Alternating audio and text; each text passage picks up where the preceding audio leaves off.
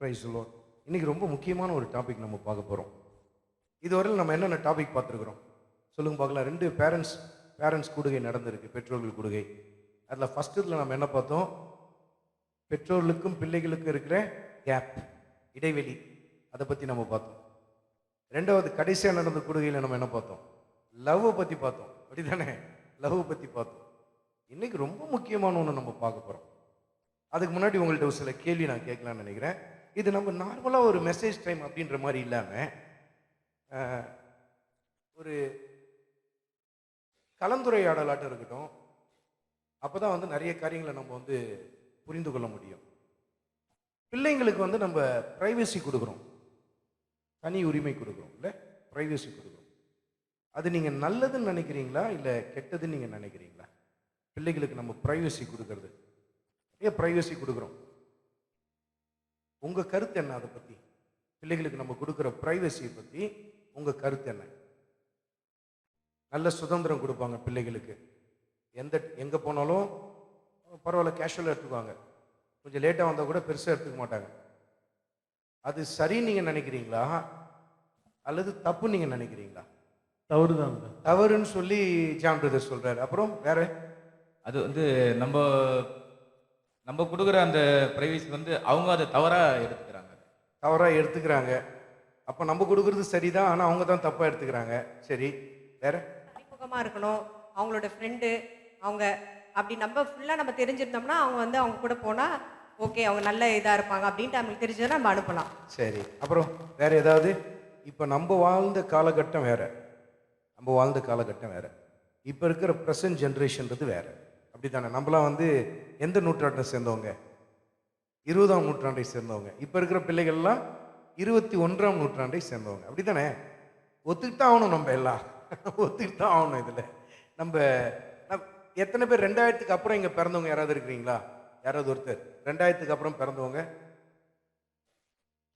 யாருமே இல்லை. நம்ம எல்லாமே 2000க்கு முன் காலகட்டத்தில் தான் பிறந்தவங்க. அப்படி தானே? யாரு? தினேஷ் கை தூக்குனாரா? ஓ சரி.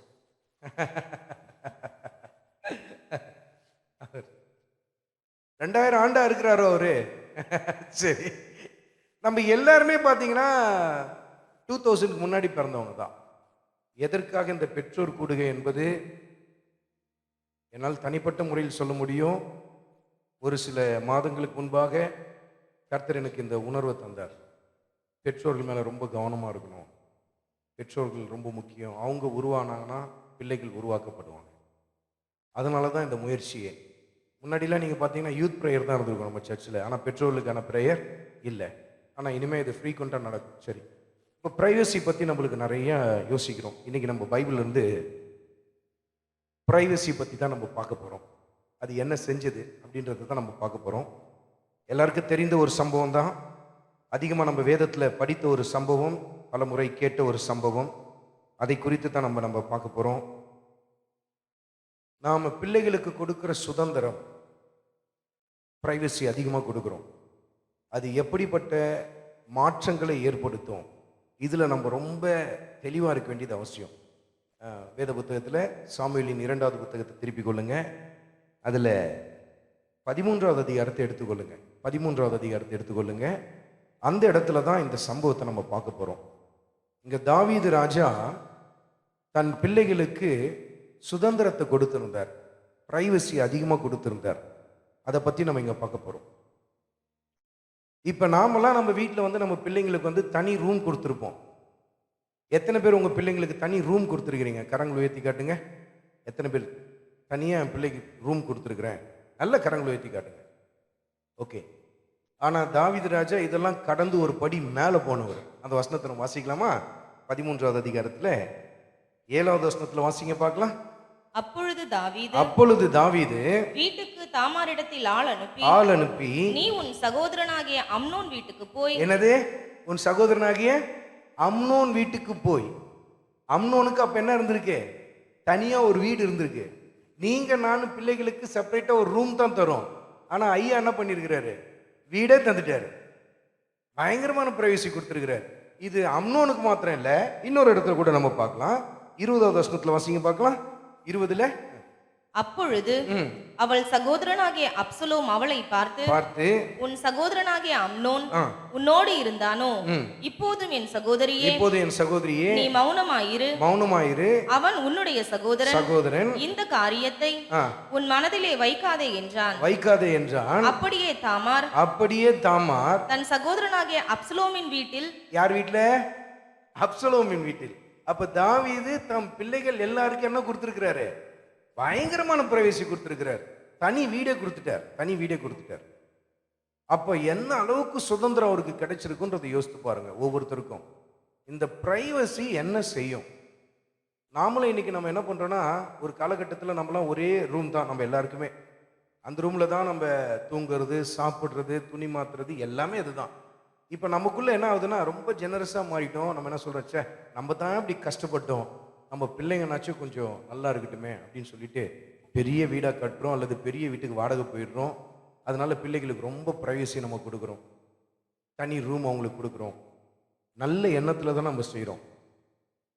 ஆமோஸ் பிரதர் சொன்ன மாதிரி நம்ம சுதந்திரம் கொடுக்குறோம், ஆனால் பிள்ளைங்க என்ன பண்ணுறாங்க? அதை மிஸ்யூஸ் பண்ணுறாங்க. இதில் இந்த பிள்ளைங்க பண்ணாது, அந்த பிள்ளைங்க பண்ணாது அப்படிலாம் நம்ம சொல்லவே முடியாது. இது இன்றைக்கு நம்ம பார்க்குற இந்த காரியம் நமக்குள்ள உள் உணர்வை ஏற்படுத்தி நம்ம கண்களை திறக்கணும். நமக்குள்ள ஒரு தெளிவு ஏற்படாமல் போனால் நிறைய காரியங்கள் என்ன ஆகிடும்னா நம்ம மிஸ் பண்ண ஆரம்பிச்சிடுவோம். அப்போ இந்த பிரைவசி என்ன பண்ணுச்சு? அம்னோனுக்கு தாவீது கொடுத்த அந்த தனி உரிமை. நம்ம பிள்ளைகளுக்கு நிறைய விஷயத்தில் தனி உரிமை கொடுக்குறோம். தனியாக எங்கே போகிறதுக்கும் நம்ம அனுமதிக்கிறோம். லேட் நைட் வந்தால் கூட நம்ம கண்டுக்கிறது இல்லை. ஏன்னா நம்ம பிள்ளைங்க மேலே அவ்வளோ என்ன பண்ணியிருக்கோம்? நம்பிக்கை வைக்கிறோம். மெய்யாகவே அது பாராட்டத்தக்க விஷயம்தான். பெற்றோர்களாகிய நாம நம்ம பிள்ளைகள் மேலே என்ன பண்ணுறோம்? நம்பிக்கை வைக்கணும், வச்சு தான் ஆகணும். ஆனால் இந்த இடத்துல நடைபெற்ற அந்த காரியத்தை நீங்கள் பார்த்தீங்கன்னா, அம்னோனுக்கும் சரி அப்சலோமுக்கும் சரி பிரைவசி கொடுத்ததுல ஆரம்பத்தில் எல்லாம் ரொம்ப நல்லா தான் இருந்தது. தொடக்கத்தில் எல்லாமே ரொம்ப நல்லா தான் போகும். நீங்கள் கூட பார்த்தீங்கன்னா, உங்கள் பிள்ளைங்களுக்கு ஒரு செல்ஃபோன் நீங்கள் ஒன்று வாங்கி கொடுத்துருக்கிறீங்க அப்படின்னா, ஆரம்பத்தில் அந்த பிள்ளைங்க என்ன பண்ணியிருப்பாங்க? செல்ஃபோனை நல்ல முறையில் தான் பயன்படுத்துவாங்க. தனி ரூம் கொடுத்துருந்தீங்கனாலும் அந்த இடத்துல பிள்ளைங்க அதை நல்ல முறையில் தான் பயன்படுத்துவாங்க. படிக்கிறதுக்கு, ரெஸ்ட் எடுக்கிறதுக்கு, அவங்க ட்ரெஸ் சேஞ்ச் பண்ணுறதுக்கு, இது எல்லாத்துக்கும் நம்ம அந்த இடத்துல நம்ம பார்க்க முடியும். ஆரம்பத்தில் எல்லாமே சரியாக தான் போகும். ஆனால் இங்கே தான் நம்ம ரொம்ப முக்கியமான ஒரு காரியத்தை மிஸ் பண்ணுறோம். அது என்ன ஆகுதுன்னா, இப்போ எத்தனை குடும்பத்தில் சேர்ந்து சாப்பிடுவீங்க? பிள்ளைகளோடு உட்கார்ந்து அமர்ந்து எத்தனை பேர் சாப்பிடுவீங்க? நல்லா கரங்களை உயர்த்தி காட்டுங்க. அவங்களுக்கெல்லாம் ஒரு கைத்தட்டு கொடுத்துடலாம். நம்ம மெய்யாவே அதை விட்டுறாதீங்க. உங்கள் பிள்ளைங்களோடு எப்பயுமே உட்காந்து சாப்பிடுங்க. எனக்கு பசிக்குது அப்படின்னு சொல்லிட்டு டக்கு நீங்கள் சாப்பிட்றாதீங்க, கொஞ்சம் பொறுத்துக்குங்க. ஏன் சொல்கிறேன் தெரியுங்களா? அந்த நேரம்லாம் நம்ம யாரோடு கூட பேசுகிறோம்? பிள்ளைங்களோடு நம்ம என்ன பண்ணுறோம்? கம்யூனிகேட் பண்ணுறோம்.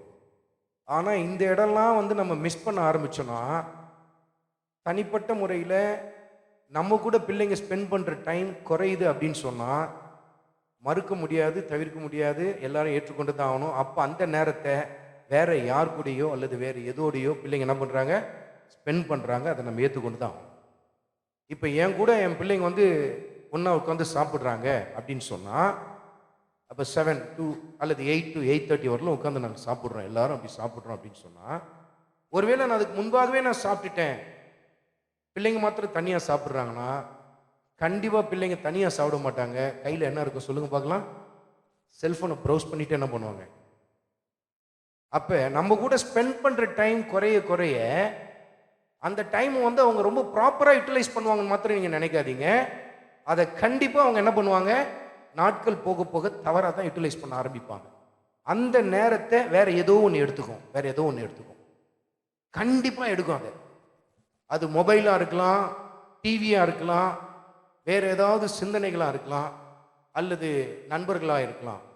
ஆனால் இந்த இடத்துல நம்ம செய்கிற மிகப்பெரிய தவறு என்னன்னா, நம்ம பிள்ளைகளோடு கூட நம்ம ஸ்பெண்ட் பண்ணுற அந்த டைமை நம்ம என்ன பண்ணுறோம்? குறைச்சிடுறோம். அவங்களுக்கு ப்ரைவசி கொடுக்குற மாதிரி நம்ம என்ன பண்ணுறோம்? கிரியேட் பண்ணுறோம். அது நாட்கள் போக போக போக அந்த சுதந்திரம் தான் எப்படிப்பட்ட பாதிப்பை ஏற்படுத்தும். அதுதான் இன்னைக்கு டாபிக்கே. நம்ம கொடுக்குற சுதந்திரம் பிள்ளைகளுக்கு எப்படிப்பட்ட பாதிப்பை ஏற்படுத்துது. இது கேப்னு கூட எடுத்துக்கலாம். நல்ல ஒரு பரஸ்பரமாய் பெற்றோர்களோடு கூட ஐக்கியப்பட்ட ஒரு பிள்ளைக்கு வந்து தனிப்பட்ட முறையில் ஒரு ரூம் கொடுத்துட்டோம்னு வச்சுக்கோங்களேன். காமனாக எல்லாரும் ஒரே இடத்துல தான் இருந்தோம் இது வரையிலும். அப்போ பிள்ளைங்க ஸ்கூல் விட்டு வராங்க, காலேஜ் விட்டு வராங்கன்னா பேகை கழட்டி வச்சுட்டு அவங்கள வந்து ஃப்ரெஷ்அப் பண்ணிவிட்டு நம்ம கூட வந்து என்ன பண்ணுவாங்க, உட்காந்து பேசுவாங்க அந்த இடத்துல. ஆனால் ப்ரைவசியாக ஒரு ரூம் அவங்களுக்கு கொடுத்துட்டோன்னா அவங்க ஸ்ட்ரைட்டாக எங்கே தான் போகிறாங்க? ஃபஸ்ட் எடுத்தோன்னே எங்கே போகிறாங்க? வந்தோடனே உங்களை அப்படி பார்த்து ஒரு ஸ்மைல் பண்ணிவிட்டு ஸ்ட்ரைட்டாக அவங்க ரூமுக்கு போயிடுவாங்க, ஸ்ட்ரைட்டாக உள்ளே போயிடுவாங்க. நார்மலாக வர டைமை விட அதிக நேரம் எடுத்துக்கிட்டு தான் வெளியில் வருவாங்க. அங்கே என்ன நடக்குது, ஏது நடக்குது, எதுவுமே நம்மளுக்கு தெரியாது, எதுவுமே நம்மளுக்கு தெரியாது.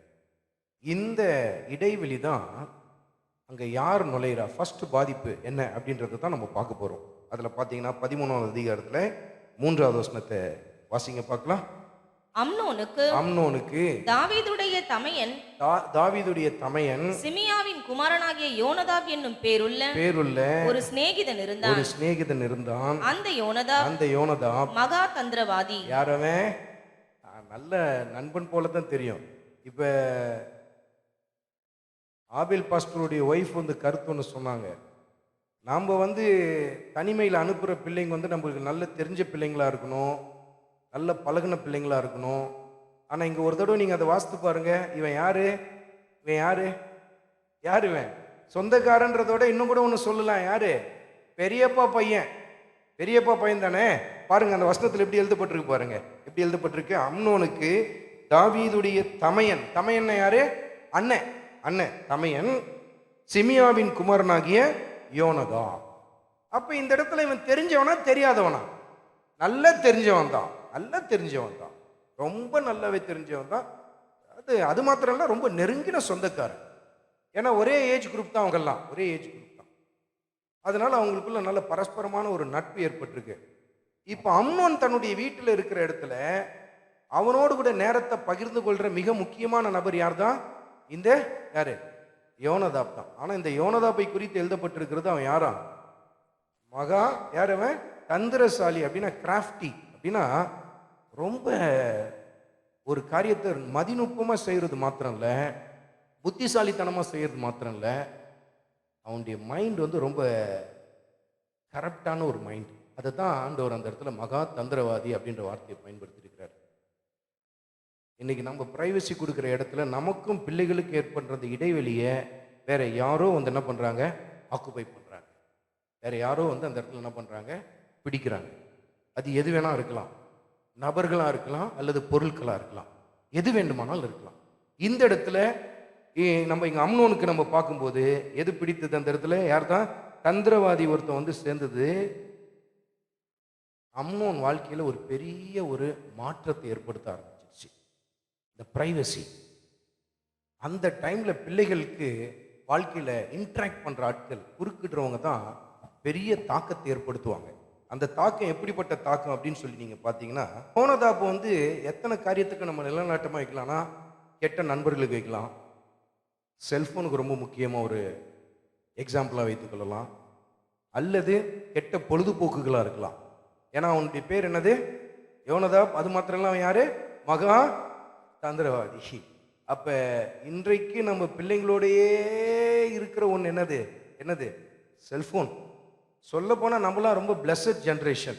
நம்ம சந்ததிகள்லாம் மெய்யாகவே 2000 முன்பாக பிறந்த நம்மலாம் ரொம்ப பாக்கியசாலிகள் தான். ஏன் தெரியுமா? நம்ம பிள்ளைங்க இருக்கிற அந்த டீனேஜ்ல, யூத் ஏஜ்ல இப்போ அவங்க கையில செல்போன் இருந்த மாதிரி நம்ம கையிலலாம் என்ன இல்லை? செல்போன் இல்லை. அதுக்காகவே நம்ம கர்த்தருக்கு என்ன பண்ணணும்? நன்றி சொல்லணும். பார்த்துங்க, இல்லாட்டினா நம்முடைய பெரும்பான்மையான நேரத்தை நம்ம எதுக்கு தான் கொடுத்துருப்போம்? செல்போனுக்கு தான் கொடுத்துருப்போம். ஆனா இப்ப இருக்கிற ஜெனரேஷனுக்கு பெரிய ஒரு சாபக்கேடுன்னு சொன்னா இதுதான், செல்போன் தான் பெரிய சாபக்கேடு. பிள்ளைகளை எனக்கு தெரிந்து 99% பிள்ளைகள் செல்போனை எப்படி தான் பயன்படுத்துறாங்க? தவறாக தான் பயன்படுத்துறாங்க. 1 அல்லது 2% பிள்ளைங்க மாத்திரம்தான் அது எந்த வகையில் பயன்படுத்துறாங்க? நல்ல முறைக்கு பயன்படுத்துறாங்களே தவிர, மற்றபடி 99% பிள்ளைகள் அது என்னதான் செய்யறாங்க? மிஸ்யூஸ் பண்றாங்க. எல்லா டைம்ல மிஸ்யூஸ் பண்ணலனாலும் சில டைம்ல என்ன பண்றாங்க? மிஸ்யூஸ் பண்ண ஆரம்பிக்கிறாங்க. அது யோனதாப்புக்கு இதெல்லாம் அடையாளம். இந்த யோனதாப் என்ன செய்யறான் அப்படின்றது தான் ரொம்ப முக்கியம். நம்ம வாழ்க்கையில வந்து நம்ம ரொம்ப முக்கியமா புரிந்து கொள்ள வேண்டியது இதுதான் ரொம்ப முக்கியம். இப்ப இந்த அம்னோனுடைய வாழ்க்கையில இந்த பிரைவசி என்ன மாதிரி ஒரு திருப்புமுனையை ஏற்படுத்தினது, நாம பிள்ளைகளுக்கு நம்ம தர இந்த தனி உரிமை எந்த அளவுக்கு பிள்ளைகளை பாதிக்குது அப்படின்றத நம்ம இந்த இடத்துல நம்ம பார்க்க போறோம். 13வது அதிகாரத்துல 2வது வசனத்தை வாசிங்க பார்க்கலாம். 13வது அதிகாரத்துல 2வது வசனத்தை வாசிங்க. தன் சகோதரியாகிய தாமாரின் நிமித்தம் தன் சகோதரியாகிய தாமாரின் நிமித்தம் ஏக்கம் கொண்டு வியாதிப்பட்டான். ஏக்கம் கொண்டு வியாதிப்பட்டான். அவள் கன்னியாஸ்திரியா இருந்தாள். கன்னியாஸ்திரியா இருந்தால் அவளுக்கு பொல்லாப்பு செய்ய அவளுக்கு பொல்லாப்பு செய்ய அம்னோனுக்கு வருத்தமாய் கண்டது. வருத்தமாய் கண்டது. வருத்தமாய் கண்டதுன்னா நீங்க தப்பா புரிஞ்சுக்க கூடாது. ஐயோ அவளுக்கு பண்றது தப்புடா, இந்த மாதிரிலாம் பண்ணா தப்புடா, அப்படி இல்லை, அப்படி நினைக்கல. ஐயோ அவளை இந்த மாதிரி நம்ம சீரழிச்சுட்டா தப்பு, அது தப்பு, நம்ம தங்கச்சி முறை தானே, அந்த எண்ணம் இல்லை. வருத்தமாய் கண்டதுன்னா அதற்கு என்ன சரியான அர்த்தம்னா, அவளை ரீச் பண்றது ரொம்ப கஷ்டம். அவளை ரீச் பண்றது ரொம்ப கஷ்டம். அவளை தொடுறது லேசான காரியம் இல்லை, இட்ஸ் இம்பாசிபிள். அதுக்கு என்னென்ன டேர்ம்ஸ்லாம் எழுதியிருக்காங்க பாருங்க. இம்பாசிபிள், இம்ப்ராப்பர், ஹார்ட், ரொம்ப கஷ்டம்.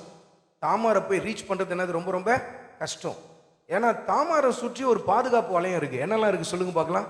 என்ன பாதுகாப்பு வளையம்லாம் இருக்கு சொல்லுங்க பார்க்கலாம். தாமாரை சுற்றி என்னது? ஃபர்ஸ்ட் யாரு? அப்பா யாரு? ராஜா, தாவீது ராஜா இருக்கிறார், அது பெரிய பாதுகாப்பு வளையம். அடுத்து யாரு? அப்சலோம், அண்ணங்காரன், அவனும் பெரிய ரவுடி தான். அதனால ஐயாக்கு என்ன இருக்கு? ஒரு பயம் இருக்கு, ஏதாவது பண்ணனா அடிச்சு தூக்கிடுவான் அப்படின்ற ஒரு பயம் இருக்கு. மூணாவது என்ன சொல்லுங்க பார்க்கலாம். அவ யாரு? தாமார் ராஜகுமாரத்தி. ராஜகுமாரத்திக்குன்னு சொல்லி எப்பயுமே என்ன இருக்கும்? ஒரு ப்ரொடெக்ஷன் இருக்கும், எப்பயுமே ஒரு ப்ரொடெக்ஷன் இருக்கும். அதனால இந்த 3 வளையத்தை தாண்டி தான் யாரை போய் ரீச் பண்ண முடியும்? தாமாரை போய் ரீச் பண்ண முடியும். வருத்தமாய் கண்டதுன்னா அர்த்தம்னா ரொம்ப கஷ்டமாச்சே, அவளை தொடுறது ரொம்ப கஷ்டமாச்சே, இதுதான் அவன் மைண்டுக்குள்ள ஓடிட்டே இருக்கு. அவன் மைண்டுக்குள்ள ஓடிட்டே இருக்கு. நம்ம கொடுக்குற தனி உரிமை முதல் பாதிப்பு எதை கொண்டு வருதுன்னா, தந்திரசாலிகள் பல பேர் நம்ம பிள்ளைகளை ரீச் பண்றதுக்கு நம்ம இடம் கொடுக்குறோம். அதுதான் முதல் பாதிப்பு. 2வது பாதிப்பு தான் ரொம்ப மோசமான பாதிப்பு. இப்ப அம்னோனுக்கு ரொம்ப நல்லா தெரியும் யாரை ரீச் பண்ண முடியாது, தாமாரை ரீச் பண்ணவே முடியாதுன்னு நல்லா தெரியும். ஆனா இப்ப இந்த பாவத்தை செய்யறது ரொம்ப கஷ்டன்றது யாருக்கு தெரியும்? அம்னோனுக்கு தெரியும். ஆனா இந்த பிரைவசி, இந்த தந்திரசாலி என்ன பண்ணானா, அந்த பாவத்தை ரொம்ப லகுவா மாத்தி தந்தான். யாருக்கு? அம்னோனுக்கு லகுவா மாத்தி தந்தான். நம்ம பிரைவசி கொடுக்குறோம் பார்த்தீங்களா நம்ம பிள்ளைகளுக்கு. கஷ்டமான பாவத்தை கூட நம்ம பிள்ளைகளுக்கு அது என்ன ஆகிக்கிறது? ரொம்ப எளிதா மாத்திடுது. இப்போ ஒரு சிஸ்டம், ஒரு கம்ப்யூட்டரையோ ஒரு லேப்டாப்பையோ உங்க வீட்டில் பொது இடத்துல வைக்கிறதுக்கும் உங்க பிள்ளைகளுடைய தனிப்பட்ட ரூம்ல வைக்கிறதுக்கும் பெரிய வித்தியாசம் இருக்கு. பிராக்டிக்கலா நம்ம யோசிப்போமே. நம்ம நாட்கள்லாம் செல்போன் இல்லை, என்ன ஃபோன் தான் இருந்தது? என்ன ஃபோன் இருந்தது? லேண்ட்லைன் இருந்தது. இல்லை, லேண்ட்லைன் நம்ம எங்கே வைப்போம்? பொதுவான இடத்துல தான் வச்சிருப்போம். இப்போ ஒருத்தர் எடுத்து ஃபோன் எடுத்து பேசினாலும் அவங்க என்ன பேசுறாங்கன்றது மற்றவங்களால என்ன பண்ண முடியும்? கண்காணிக்க முடியும், தப்பிக்க முடியாது. அது கணவனா இருக்கட்டும், மனைவியா இருக்கட்டும், பிள்ளைகளா இருக்கட்டும், யார்கிட்டயும் ஒரு தவறான நபர்கிட்ட அவங்க பேசுறாங்க, லவர்கிட்ட தான் பேசுறாங்க அப்படின்னு சொன்னா கூட மாட்டிக்குவாங்க அந்த இடத்துல. ஏன்னா பிரைவசி அங்க இல்லை. ஆனா இப்ப ரொம்ப எளிதா அல்லது கஷ்டமா பேசுறது? ரொம்ப எளிது, ரொம்ப ஈஸியா பாவத்தை ரீச் பண்ணலாம். இப்ப இந்த அம்னோனுக்கு நல்லா தெரியுது யாரை போய் நான் ரீச் பண்ண முடியாது, தாமாரை போய் ரீச் பண்ண முடியாது, ரொம்ப கஷ்டம் அப்படின்றதுலாம் நல்லா தெரியுது. ஆனா தாவீது கொடுத்த அந்த தனி உரிமை, அதாவது அந்த பிரைவசி அம்னோனுடைய வாழ்க்கையை சீரழிக்க ஆரம்பித்தது பாருங்க. அது என்ன செய்து பாருங்க. இதுதான் ரொம்ப முக்கியமான ஒரு காரியம். நம்ம கொடுக்குற பிரைவசி என்ன பண்ணுதான் அந்த பாவத்தை ரொம்ப லகுவா மாத்துறதை நம்ம பார்க்கலாம். 13வது அதிகாரத்துல 2வது வசனத்துல வாசிங்க. தன் சகோதரியாகிய தாமாரின் நிமித்தம் ஏக்கம் கொண்டு வியாதிப்பட்டான். அவள் கன்னியாஸ்திரியா இருந்தால் அவளுக்கு பொல்லாப்பு செய்ய அம்னோனுக்கு வருத்தமாய் கண்டதுன்னா ரீச் பண்ண முடியாது அப்படின்ற ஒரு எண்ணம் அவனுக்குள்ள இருக்கு. இந்த பாவத்தை நம்ம செய்ய முடியாது. என்னைக்குமே நம்ம பிள்ளைகளை கண்காணிக்கிறோன்னு வச்சுக்கோங்களேன், கண்டிப்பா பிள்ளைகளுக்கு ஒரு பயம் இருக்கும். நீங்க அப்பப்போ பிள்ளைகளுடைய செல்போன் எடுத்து நீங்க செக் பண்றீங்க அப்படின்னு சொன்னா கண்டிப்பா பிள்ளைகளுக்கு என்ன இருக்கும்? ஒரு பயம் இருக்கும். ஏன்னா அப்பா எப்போ வேணாலும் எடுத்து செக் பண்ணுவார், அம்மா எப்போ வேணாலும் எடுத்து பார்ப்பாங்க அப்படின்ற ஒரு எண்ணம் இருந்ததுன்னா உடனே என்ன பண்ணுவாங்க பிள்ளைங்க? ஒரு பயம் இருக்கும், அந்த தவறுக்கு போகிறதுக்கு பயப்படுவாங்க. மனம் திரும்பி பாவத்தை விட்டு வெளியில வரல, பயத்தினால என்ன பண்றாங்க, அந்த இடத்த பாவத்தை நெருங்காம நிக்கிறாங்க. ஆனா அந்த ப்ரொடெக்ஷனே நம்மளுக்கு ரொம்ப நல்லது பார்த்துங்க. நம்ம மேல இருக்கிற பயத்தினாலேயே பிள்ளைங்க வந்து பாவம் செய்யாம இருக்கிறாங்க அப்படின்னு சொன்னாலே அதே நம்மளுக்கு ஒரு வகையில் என்னதுதான், வெற்றி தான். வெற்றி தான் நமக்கு. அப்பா அடிப்பாரு, அம்மா அடிப்பாங்க, இல்லை ரொம்ப சிவியரான பனிஷ்மெண்ட் கிடைக்கும் அப்படின்ற ஒரு பயத்தை நம்ம பிள்ளைங்களுக்குள்ள விதைச்சிருக்கிறோம் அப்படின்னு சொன்னாலே அதுவே பிள்ளைகள் என்ன பண்ணும், பாவத்தை விட்டு தூரப்படுத்தும். ஃப்ரெண்ட்ஸ் வந்து அவங்கள தூண்டுறாங்க அப்படின்னு சொன்னா, ஐயா எங்கள் அப்பாக்கெல்லாம் தெரிஞ்சு அவ்வளோதான், தோலை உரிச்சிடுவார், அவ்வளோதான், அந்த பயத்தில் அவன் வெளில வந்துடுவான். அவனுக்குள்ள அந்த டிசைர் இருக்கு, செய்யணுன்ட்டு டிசைர் இருக்கு. ஆனால் அந்த பாவத்திட்டு விலகி வந்துட்டான்ல, அந்த விலகி வர டைம்ல ஏதோ ஒரு வகையில் கர்த்தர் என்ன பண்ணுவார், அவனை ரீச் பண்ணிடுவார். அப்போ ஆனால் இந்த இடத்துல நீங்கள் பார்த்தீங்கன்னா ரொம்ப முக்கியமான ஒரு காரியத்தை மிஸ் பண்ணிட்டாங்க. அம்னோன்ட்ட மிஸ் பண்ணிட்டாங்க. என்ன மிஸ் பண்ணிட்டாங்க? முதல் காரியம் வந்து பிரைவசி கொடுத்ததுனால தவறான நபர்கள் உள்ள நுழைய வாய்ப்பு ஏற்படுத்தியாச்சு. ரெண்டாவது காரியம் என்னன்னா, கஷ்டமான பாவத்தை ரொம்ப லகுவா மாற்றத்தக்கதா எது மாத்துது, அந்த பிரைவசி மாத்துது. அதை கடைசியை நம்ம பார்க்கலாம். இப்போ இன்னொரு காரியத்தை மிஸ் பண்ணதை நம்ம பார்க்கலாம். 2வது வசனத்துல வாசித்தோம். இப்போ யார் சிக்காயிட்டா, யார் சிக்காயிட்டா, அம்னோன் சிக்காயிட்டான். அடுத்து இன்னொரு காரியத்தையும் பார்க்கலாம். 4வது வசனத்துல வாசிங்க பார்க்கலாம். 4வது வசனத்துல அவன் இவனை பார்த்து ராஜகுமாரனாகிய நீ நாளுக்கு நாள் எதினாலே இப்படி மெலிந்து போகிறாய். என்ன ஆயிட்டான்? ஒல்லி ஆயிட்டான். சிக்கானா, அடுத்து என்ன ஆயிட்டான்? ஒல்லி ஆயிட்டான். இதை யார் விசாரிக்கிறா? யார் விசாரித்து இருக்கணும்? அப்பா அல்லது அம்மா யாராவது விசாரித்து இருக்கணும்.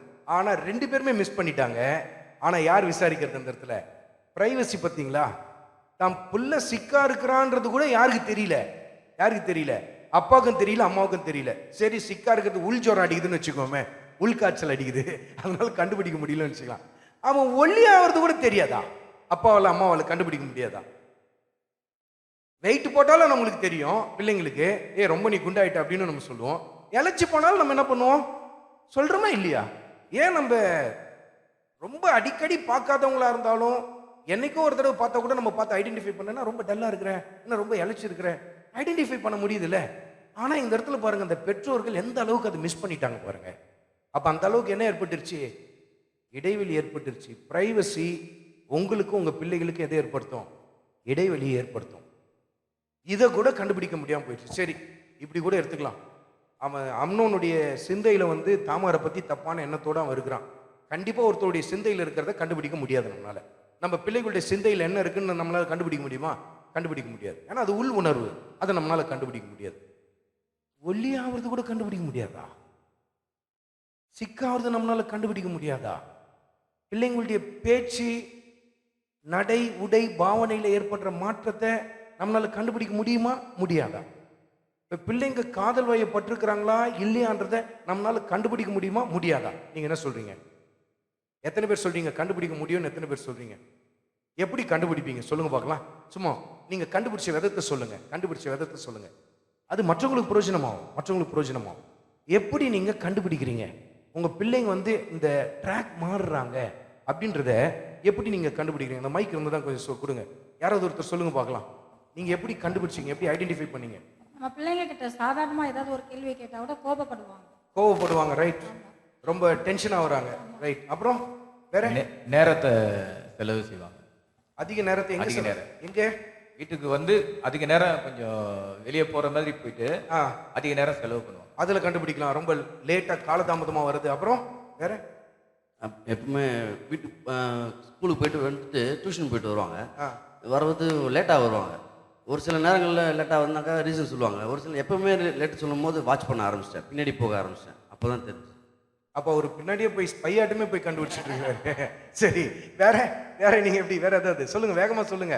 நீங்க கொடுக்குற டிப்ஸ் மற்ற பேரண்ட்ஸ்க்கு உதவும் பார்த்துங்க. அடிக்கடி ஃபோன் பேசுவாங்க, கேட்டா நான் ஃப்ரெண்ட்ஸ் கிட்ட தான் பேசுறேன். ரொம்ப முக்கியமான சிம்டம் அதுதான். பிள்ளைங்க அதிகமா ஃபோன்ல செலவு பண்றாங்க. பேசுற சத்தமே வெளியில கேட்காதபடி பேசினாலே என்ன பண்ணலாம், சம்திங் இஸ் ராங் அப்படின்னு நினைச்சுக்கலாம், அங்க புரிஞ்சுக்கலாம். அப்புறம் அது மாதிரி சொன்ன மாதிரி நடை, உடை, பாவனை இதுலயே நம்ம மாற்றம் இருக்கு. அப்புறம் வேற எப்படி கண்டுபிடிச்சிருக்கீங்க? அந்த மைக்கு கொடுங்க, அது ரொம்ப முக்கியமான ஒரு பாயிண்ட். அது என்ன பண்ணுவாங்க பாருங்க. எப்பவுமே தனியா உட்காந்து எதையோ யோசிச்சுக்கிட்டே இருப்பாங்க. நம்ம கூட பேசுறதுக்கு மிங்கிள் ஆக மாட்டாங்க குடும்பத்துல. உண்மைதானே? உண்மைதானே? ரொம்ப சிந்தனைகள் வேற பக்கம் போகும். தனியா உட்காந்து யோசித்து கொண்டே இருப்பாங்க. எதனா கேட்டா அதிகமா கோவப்படுவாங்க அந்த டைம்ல. ரொம்ப டென்ஷன் ஆயிடுவாங்க. டென்ஷன். பேசுங்க. மைக்ல சொல்லுங்க. மைக்ல சொல்லுங்க. அவங்க ட்ரெஸ்ஸிங் சென்ஸ்லலாம் மாற்றம் வரும். ரொம்ப தன்னை முக்கியமான ரொம்ப அழகா காட்டிக்கணும்ட்டு என்னென்னோ பண்ணுவாங்க. கண்டிப்பா அது வரும். வேற வேற நிறைய பொய் சொல்லும். ரொம்ப முக்கியம். பிள்ளைங்களுக்கு ரொம்ப அதிகமா போய் சரளமா வாயில வரும். அப்புறம் பிள்ளைகளை அதிகமா நம்புறதுனால ஆ, கண்டுக்காம விடுறதும் ஒரு காரணம். இல்ல நான் என்ன கேக்குறேன்னா, நீங்க எப்படி ஐடென்டிஃபை பண்றீங்க உங்க பிள்ளைங்க வந்து ட்ராக் மாறுறாங்கன்றது எப்படி நீங்க ஐடென்டிஃபை பண்றீங்க? ஆ?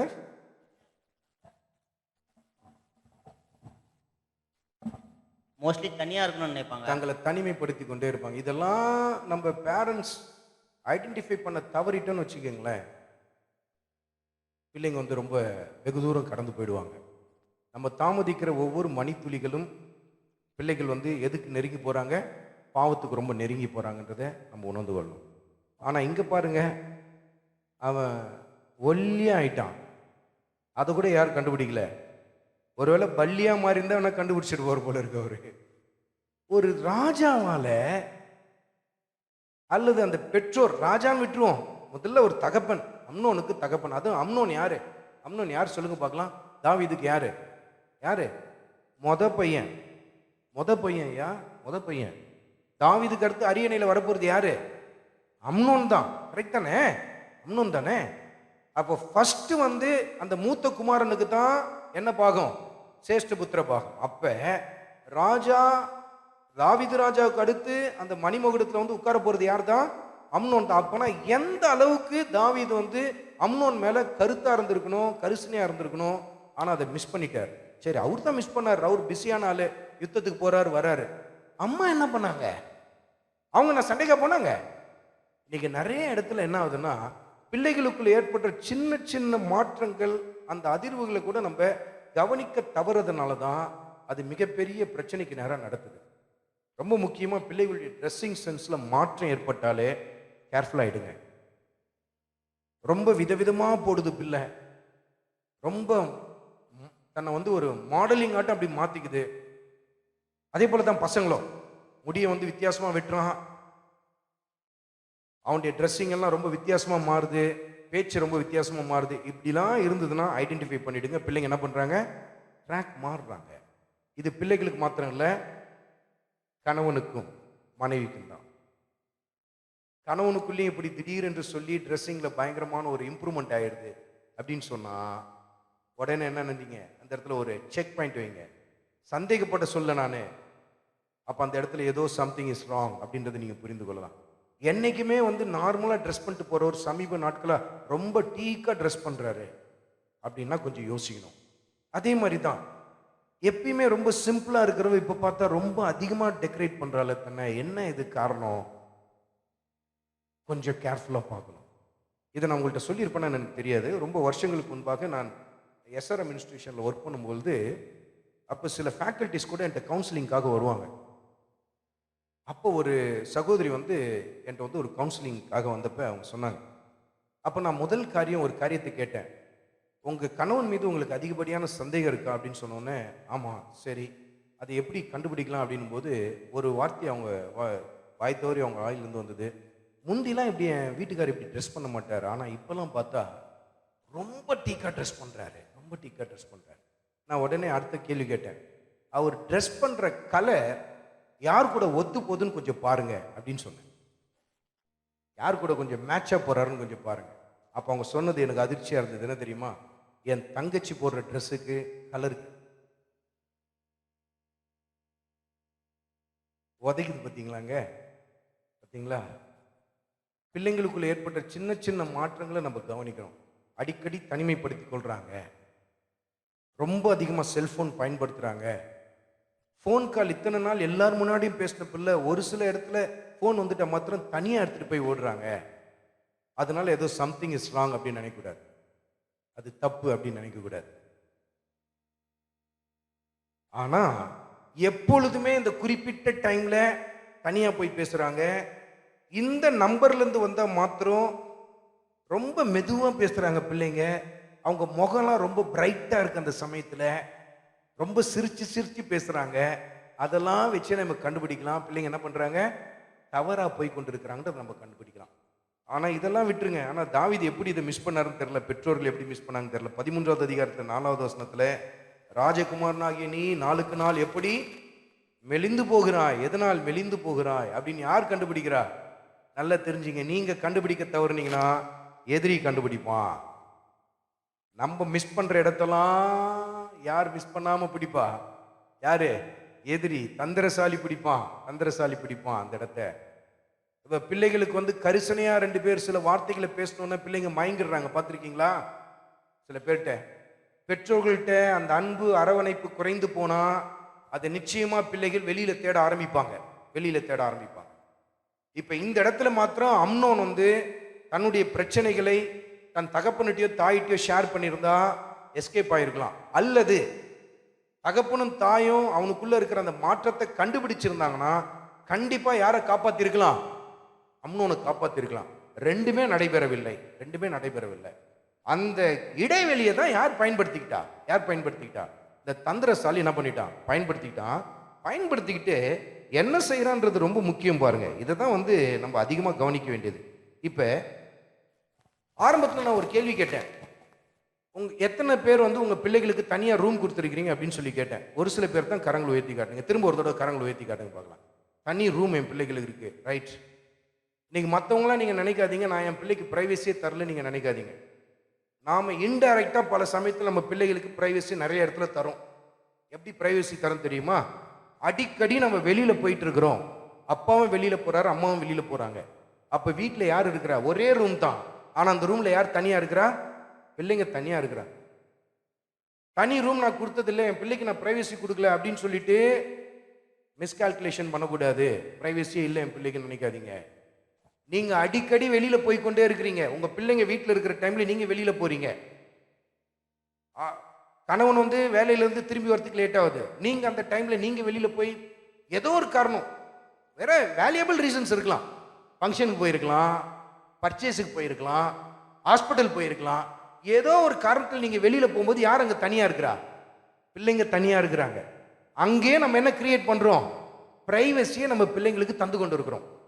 அல்லது வீட்டிலேயே தான் நீங்க இருப்பீங்க, ஆனா நீங்க வேற ஒரு காரியத்தில் பிஸியா இருப்பீங்க. நீங்க செல்போன்ல பேசிக்கொண்டே இருக்கிறீங்க.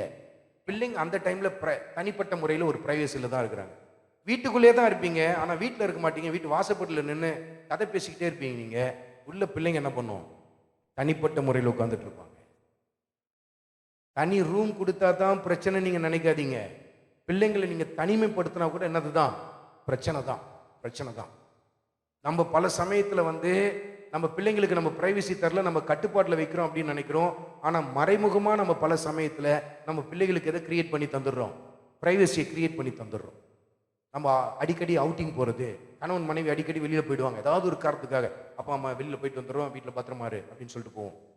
அது வேற நம்ம பெருமையாக சொல்லுவோம், என் பிள்ளை ரொம்ப சமத்து, நான் இல்லைனாலும் கரெக்டாக அது இருந்துக்கும், கரெக்டாக சாப்பாடு போட்டு அதே சாப்பிட்றோம், கதவு நல்லா மூடி வச்சுக்கோம். யாராவது வந்து கதவு தட்டினா கூட பிள்ளை என்ன பண்ணும்? யாரு எவருன்னு எல்லா கேள்வியும் கேட்டுட்டு அதுக்கப்புறம் தான் கதவு திறக்கும். நம்ம ரொம்ப மெச்சிக்கொள்வோம் பிள்ளைங்களை, நல்லது தான். ஆனால் அந்த ரூம்குள்ளே இருக்கிற டைமில் அந்த பிள்ளை என்ன பண்ணுச்சு அதுதான் நம்மளுக்கு தெரியாது. நம்ம ப்ரைவசி அங்கே கிரியேட் பண்ணுறோம். இப்போ கூட நான் சொல்கிறேன், இப்போ நம்ம எல்லாரும் பேரண்ட்ஸ்லாம் ப்ரேயருக்கு இப்போ வந்துட்டோம். இப்போ பிள்ளைங்களுக்கு என்ன தான் கிரியேட் ஆகிருக்கு? ஒரு ப்ரைவசி கிரியேட் ஆகிருக்கு. அப்போ ஏன் ஃபஸ்ட் இந்த ப்ரேயர் வச்சிங்கன்னு கேட்டுறாதீங்க, ஏன் வச்சுங்கன்னு கேட்டுறாதீங்க. வச்சு தானே ஆகணும், வச்சு தானே ஆகணும். பிள்ளைகளை நான் ஏன் வர சொல்ல அப்படின்னு சொன்னால் நம்ம அதை தொடர்ந்து நிறைய காரியங்கள் பேச போகிறோம். அது பிள்ளைகளுக்கு தெரியக்கூடாதுன்றதுக்காக தான் பிள்ளைகளை வர சொல்ல. அப்போ சில சமயத்தில் நாம் என்ன பண்ணுறோன்னா, 2 பேருமே, அதாவது அப்பா அம்மா 2 பேருமே பிள்ளைங்களை என்ன பண்ணிடுறோம்? தனிமைப்படுத்திடுறோம். அப்போ நம்ம இதில் ஒரு தீர்மானம் எடுக்கணும். ஒன்று நான் இருக்கணும் வீட்டில், அல்லது நான் இல்லாத டைமில் யார் இருக்கணும்? நீ இருக்கணும். ஏதாவது ஒரு வகையில் நம்ம பிள்ளைகளோடு கூட என்ன பண்ணணும்? யாரோ ஒருத்தர் அந்த இடத்துல இருந்து கொண்டு தான் இருக்கணும். பிள்ளைங்க மேலே சந்தேகப்படுறதுனால இல்லை, பிள்ளைகளுக்கு நம்ம என்ன பண்ணுறோம்? பாதுகாப்பு கொடுக்குறோம். அந்த இடத்துல ப்ரொடெக்ட் பண்ணுறோம், பிள்ளைங்களை ப்ரொடெக்ட் பண்ணுறோம். ஏதாவது ஒரு வகையில் இப்போ வந்து 2 பேரும் ஃபங்க்ஷனுக்கு போகணும், பிள்ளைங்களை தனிமைப்படுத்த போகிறோன்னா, அப்போ நீங்கள் என்ன பண்ணணும்னா, நீயும் கிளம்பி வா என் கூட, கூட்டிகிட்டு போயிடுங்க பிள்ளைங்களை. அது படிக்கணும் கிடைக்கணும்னு ஏதாவது ஒன்று சொல்லும். ஆனால் அதெல்லாம் விடக்கூடாது, பரவாயில்ல சீக்கிரம் வந்துடலாம் வா, அழைத்து கொண்டு போங்க. அல்லது என்ன பண்ணணும்னா, அம்மா நீ ஒண்டி போமா ஃபங்க்ஷனுக்கு, நான் வீட்டில் இருக்கிறேன், எனக்கு அதாவது நீங்கள் அந்த இடத்துல என்ன பண்ணணும்னா, எனக்கு உடம்பு சரியில்லைம்மா, வயிறு சரியில்லைம்மா, நான் வரல அப்படின்னு சொல்லிடணும். ஆனால் பிள்ளைங்களுக்கு சந்தேகம் வரக்கூடாது அந்த இடத்துல. அல்லது மனைவி சொல்லணும், நீங்கள் போயிடுங்க, நீங்கள் போய் ஃபங்க்ஷன் போயிட்டு வாங்க, நான் வரலங்க, எனக்கு ஒரு மாதிரி அசதியாக இருக்குதுங்க. எதுக்காக? யாருக்காக? பிள்ளைங்களுக்காக. பிள்ளைங்களுக்காக. ஏன்னா நம்ம போயிட்டு வரதுக்கு எவ்வளோ டைம் எடுக்கும்? 2 மணி நேரம் ஆகுது. அந்த 2 மணி நேரத்துக்குள்ள ஐ திங்க் அந்த 2 மணி நேரம் போதும். யாருக்கு? உலகத்துக்கு போதும். பிள்ளைங்களுக்குள்ள நுழையிறதுக்கு அந்த இடைவெளி போதும். அப்போ நம்ம பல சமயத்தில் நம்ம தனிப்பட்ட முறையில் ரூம் தராமல் இருந்தால் கூட இந்த வகையில் பிள்ளைங்களுக்கு நம்ம என்ன பண்ணிடுறோம்? தனிமைப்படுத்தி விடுறோம். அது ரொம்ப முக்கியம். அதே போல் பிள்ளைகள் தூங்குவதற்கு முன்பாக நீங்கள் தூங்கக்கூடாது. எத்தனை பெற்றோர்கள் பிள்ளைங்க தூங்கின பிற்பாடு தான் தூங்குவேன்னு சொல்கிறவங்க? கரங்களை உயர்த்தி காட்டுங்க. என் பிள்ளைங்க தூங்கின பிற்பாடு தான் தூங்குவேன்.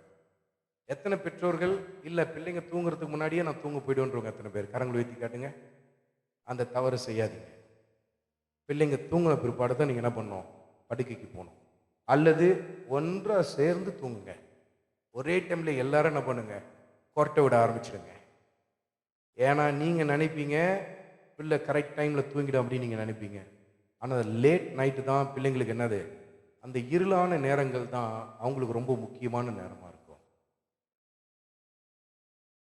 இந்த இடத்துல தான் நம்ம நிறைய பேர் மிஸ் பண்ணிடுறோம். அதனால் அதெல்லாம் நம்ம கரெக்ட் பண்ணிக்கணும். சரி, இப்போ இங்கே முக்கியமான இடத்துக்கு வருவோம். இப்போ இந்த இடத்துல என்ன ஆகுதுன்னு நம்ம பார்க்கலாம். 13வது அதிகாரத்தில் 4வது வசனத்தை வாசிங்க. அவன் இவனை பார்த்து ராஜகுமாரனாகிய நீ நாளுக்கு நாள் எதினாலே இப்படி மெலிந்து போகிறாய், எனக்கு சொல்ல மாட்டாயா என்றான். எனக்கு சொல்ல மாட்டாயா? என்ன கரிசனையை கேட்குறான் பார்த்தீங்களா? என்ன கரிசனையை கேட்குறான் பார்த்தீங்களா? இப்போ இப்படி தான் உலகம் என்ன பண்ணணும்னா ரொம்ப கரிசனையாக அப்ரோச் பண்ணும். நம்ம கிட்ட எதிர்பார்க்கிற அந்த லவ் அண்ட் அஃபெக்ஷன் நம்ம பிள்ளைகளுக்கு கிடைக்காம போச்சுன்னா அதை உலகம் தரத்துக்கு என்னவா இருக்கு? ரொம்ப ரெடியாக இருக்கு, ஆயத்தமாக இருக்கு, ரொம்ப ரெடியாக இருக்கு. நிறைய பெற்றோர்கள் மிஸ் பண்ணுற இடம் இதுதான்.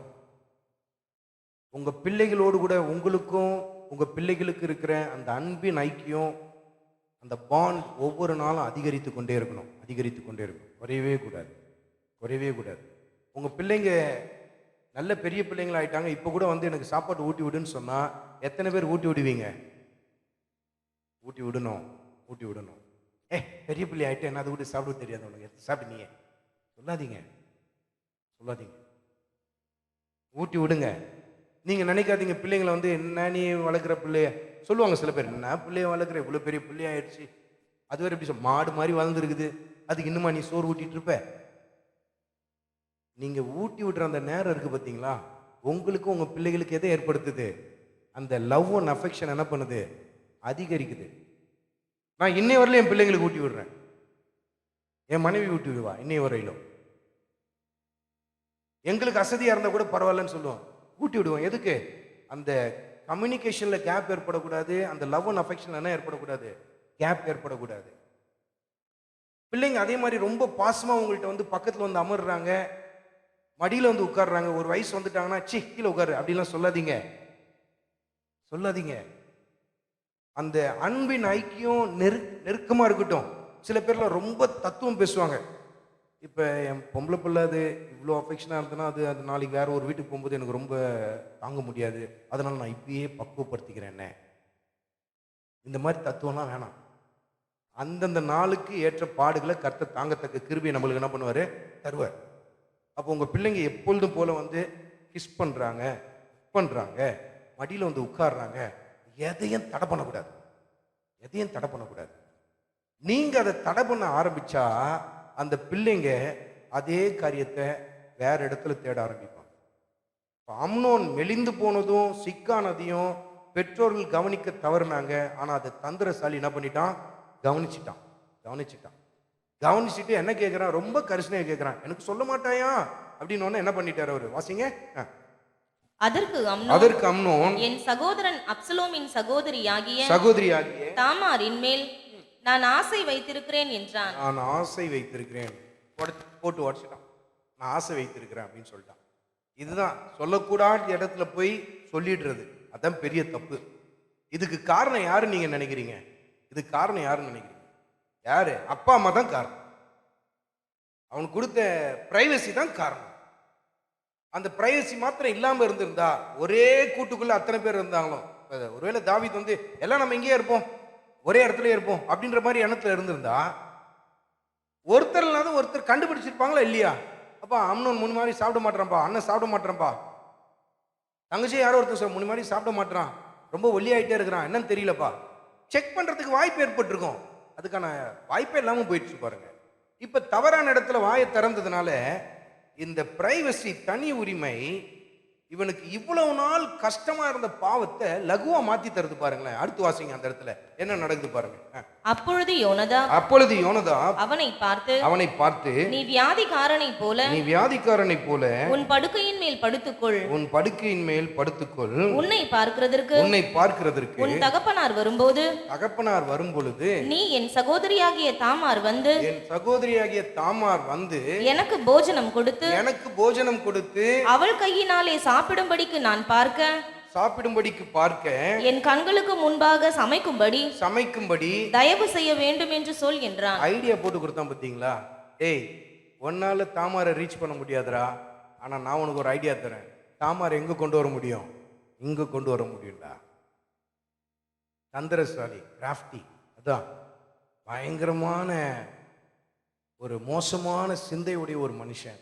என்ன மதிநுட்பமா ஒரு ஐடியா போட்டு தரான் பாருங்க. பாவத்தை எளிதாக்குறான் பார்த்தீங்களா? உங்க பிள்ளைகளுக்கு நீங்க தர தனி உரிமை கொடிதான பல பாவங்கள் எளிதாய் அவர்களை வந்து அடைவதற்கு வாய்ப்பு தரும்.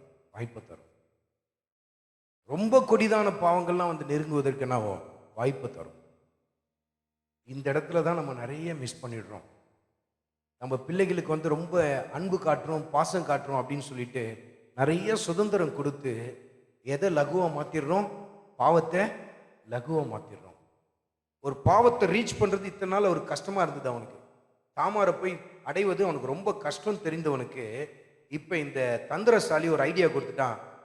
ஈஸியா நான் சொல்றேன்பா உனக்கு, அவளை இங்க வர வைக்கிறேன் பாரு, இப்படி பண்ணு. அவன் போட்டு கொடுத்த அந்த ஸ்கெட்ச் பிரகாரமே யார் செஞ்சா? அம்னோன் செஞ்சான். அதே போல அந்த பாவத்தினால தன்னை தீட்டுப்படுத்தி கொண்டான், கரைப்படுத்தி கொண்டான், இழப்பை சந்தித்தான். நம்ம எல்லாம் இதை நம்ம இந்த சரித்திரத்தை நம்ம வேதத்தில் நல்லா வாசித்திருக்கிறோம். யோசித்து பாருங்க. நம்ம கொடுக்குற அந்த தனி உரிமை பிள்ளைகளுக்கு பாவத்தை என்ன பண்ணிடுது? ரொம்ப நெருக்கத்தில் கொண்டு வந்துடுது. இப்போ இந்த இடத்துல ரொம்ப முக்கியமான ஒரு காரியத்தை மற்றும் ஒரு காரியத்தை நம்ம பார்க்க வேண்டியது அவசியம். பாவம் எளிதானதை நம்ம பார்க்கலாம். எப்படி நீங்க பார்த்தீங்கன்னா 13வது அதிகாரத்தில் 9வது வசனத்தை வாசிங்க. சட்டியை எடுத்து அவனுக்கு முன்பாக அவைகளை வைத்தாள். ஆனாலும் அவன் சாப்பிட மாட்டேன் என்றான். பின்பு அம்னோன் எல்லாரும் என்னை விட்டு வெளியே போகட்டும் என்றான். எல்லாம் என்னை விட்டு வெளில போனாதான் நான் சாப்பிடுவேன். என்ன சொல்றாங்க? நான் இப்ப சாப்பிட முடியாது, எல்லாம் என்னை விட்டு வெளில போங்க, அப்பதான் நான் சாப்பிடுவேன் அப்படின்றான். இது பேர் தான் எமோஷனல் பிளாக்மெயில். இந்த இடத்துல நிறைய பேரண்ட்ஸ் மிஸ் பண்ணிடுவோம். எனக்கு நீ அதை செஞ்சாதான் நான் இன்னைக்கு சாப்பிடுவேன், எனக்கு இதை நீங்கள் வாங்கி தந்தா தான், எனக்கு இதுக்கு அனுமதி தந்தா தான் நான் சாப்பிடுவேன் அடம் பிடிக்கும் பிள்ளைங்க. நீங்கள் இப்படி பண்ணலன்னா நான் இங்கே போயிடுவேன், அங்கே போயிடுவேன் அப்படின்னும். இந்த இடத்துல தான் நிறைய பெற்றோர்கள் செயலிலேருந்து போயிடுறாங்க. உடனே என்ன ஆயிடுச்சு? இவன் சொன்ன பிரகாரமாகவே எல்லாரும் என்ன பண்ணிட்டாங்க? வெளியில் போயிட்டாங்க. பிளாக்மெயில் பண்ணுறான். இப்போ உங்கள் பிள்ளைங்க வந்து இது மாதிரி பிளாக்மெயில் பண்ணால் அந்த இடத்துல உங்கள் பதில் என்னவா இருக்கும்? பிள்ளைங்க வந்து ஏதோ ஒரு காரியத்தை கேட்டு அடம் பிடிக்கிறாங்க. உங்களுக்கு தெரியுது அது இப்போ அது பிள்ளைகளுக்கு தேவையில்லைன்னு தெரியுது. நீ எனக்கு வாங்கி தரலன்னா நான் சாப்பிட மாட்டேன், இல்லை பள்ளிக்கூடம் போக மாட்டேன், ஏதோ ஒரு காரியத்தை சொல்லி பிளாக்மெயில் பண்ணுறாங்க, இல்லை நான் செத்து போயிடுவேன் அப்படின்னு சொல்லுது. அங்கே உங்கள் ஆன்சர் என்னவா இருக்கும்? சும்மா சொல்லுங்க பார்க்கலாம். அப்படிப்பட்ட ஒரு நிலை வந்ததுன்னா நீங்கள் என்ன சொல்லுவீங்க? ஃப்ராங்காக சொல்லுங்க. அப்படி பிளாக்மெயில் பண்ணாங்கன்னா நீங்கள் என்ன சொல்லுவீங்க? செய்து தர முடியாதுன்னு சொல்லுவோம். என்ன மிரட்டினாலும் நான் இந்த மாதிரி பண்ணிக்குவேன் அப்படின்னா எதை சொல்றாங்க? பண்ண மாட்டாங்க. சரி, எதை சொல்ற? வீட்டை விட்டு ஓடி போயிடுவேன் அப்படின்னா என்ன சொல்லுவீங்க? போக மாட்டாங்க. தெரியும். ரொம்ப பக்கா அனலைஸ் பண்ணிட்டாங்க. சரி, வேற யாராவது வீட்டை விட்டு ஓடி போயிடுவேன் அப்படின்னு பிள்ளைங்க சொல்றாங்க, அப்ப நீங்க என்ன சொல்லுவீங்க? இப்போதைக்கு என்னால் முடியாதுமா, கொஞ்ச நாள் கழிச்சு வாங்கி தரேன்னு சொல்லி அந்த நேரத்துக்கு சமாதானம் பண்ணும். சரி, கேட்கல, சமாதானத்துக்கு உட்பட்டு வர மாட்டாங்க. சமாதானம் படுத்தி தான் அவனை என்ன நம்மளால முடியாத பட்சத்துக்கு ரொம்ப ஹையா அந்த இல்ல, அவங்க கேட்கறது வந்து வரம்புக்கு மீறினது நமக்கு தெரியுது, வரம்புக்கு மீறினது நமக்கு தெரியுது. அப்படிப்பட்ட இடத்துல உங்களுடைய ரியாக்ஷன் என்னவா இருக்கும்? அது அது தவறான காரியமாக இருந்தால் அதை எடுத்து சொல்லுவோம், கேளுமா, புரிஞ்சுக்க மாட்டேது பிள்ளைங்க. அப்போ வாங்கி கொடுத்துட்டு நீ அனுபவப்பட்டு அப்போ அவர் என்ன சொல்லிச்சப்படு போ அப்படின்ட்டு வரான். சரி, ஓகே, வேற கேட்கலன்னா போனா போதுன்னு விட்டுடுவேன் ஐயா. போய் தொல்லடா, எங்க வேணா போய்க்க அப்படின்னு சொல்லி போனா ஆனா விட்டுடுவேன். சரி, போனா போ அப்படின்றாங்க. அப்புறம் வேற வேற என்ன சொல்றீங்க?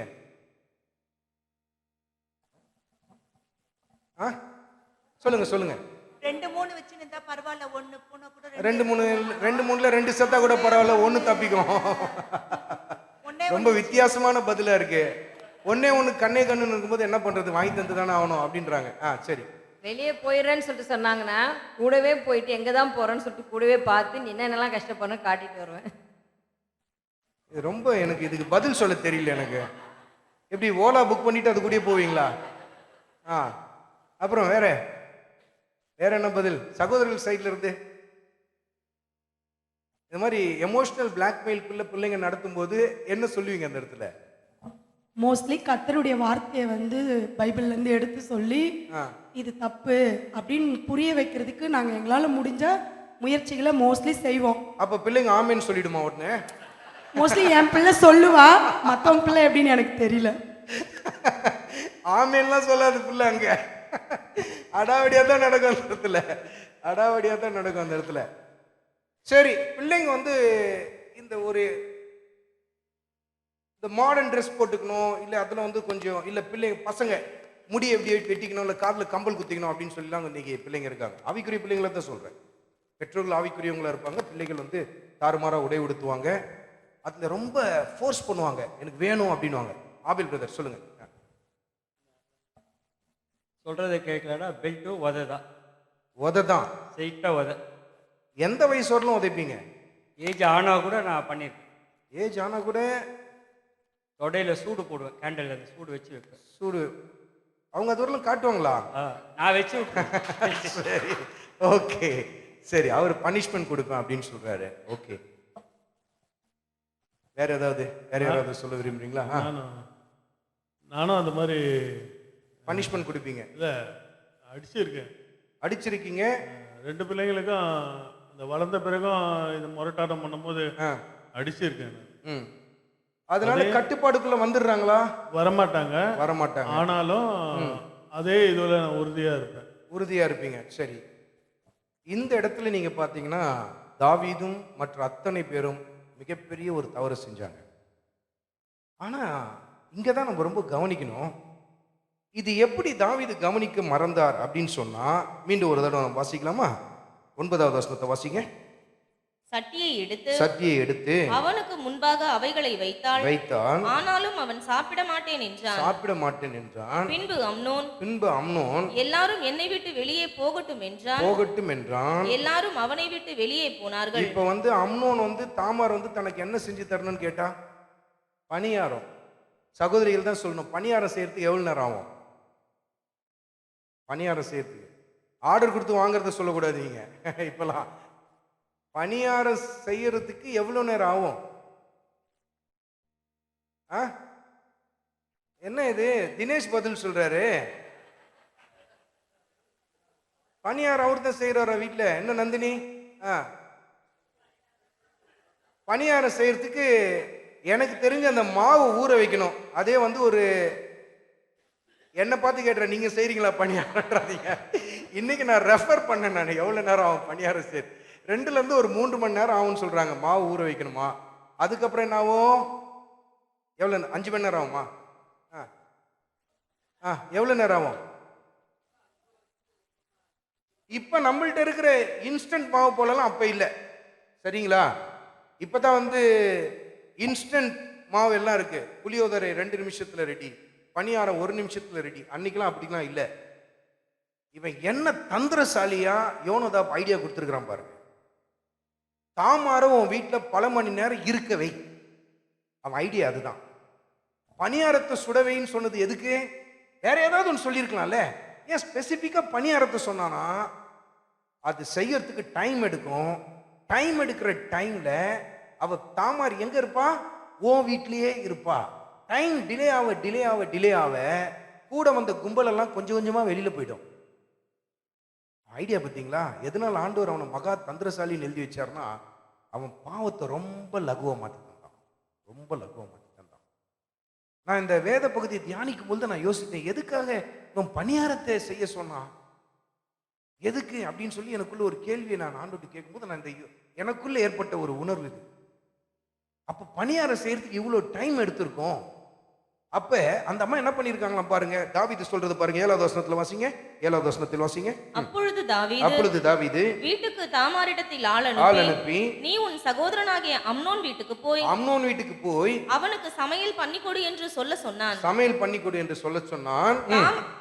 தாமார் தன் சகோதரனாகிய அம்னோன் படுத்துக் கொண்டிருக்கிற வீட்டுக்கு போய் மாவெடுத்து பிசைந்து என்ன பண்ணா? மாவெடுத்து பிசைந்து டைம் எடுக்குது பாருங்க. அப்ப அவனுடைய நோக்கம் என்னன்னா, தாமார நம்ம வீட்டுல எவ்வளவு நேரம் இருக்க வைக்கிறோமோ அந்த சமயத்துலலாம் அவளுடைய மதிய மயக்கிறதுக்கான காரியத்தை செய்யலாம், அல்லது அவளை ரொம்ப தனிமைப்படுத்திடலாம் அந்த இடத்துல.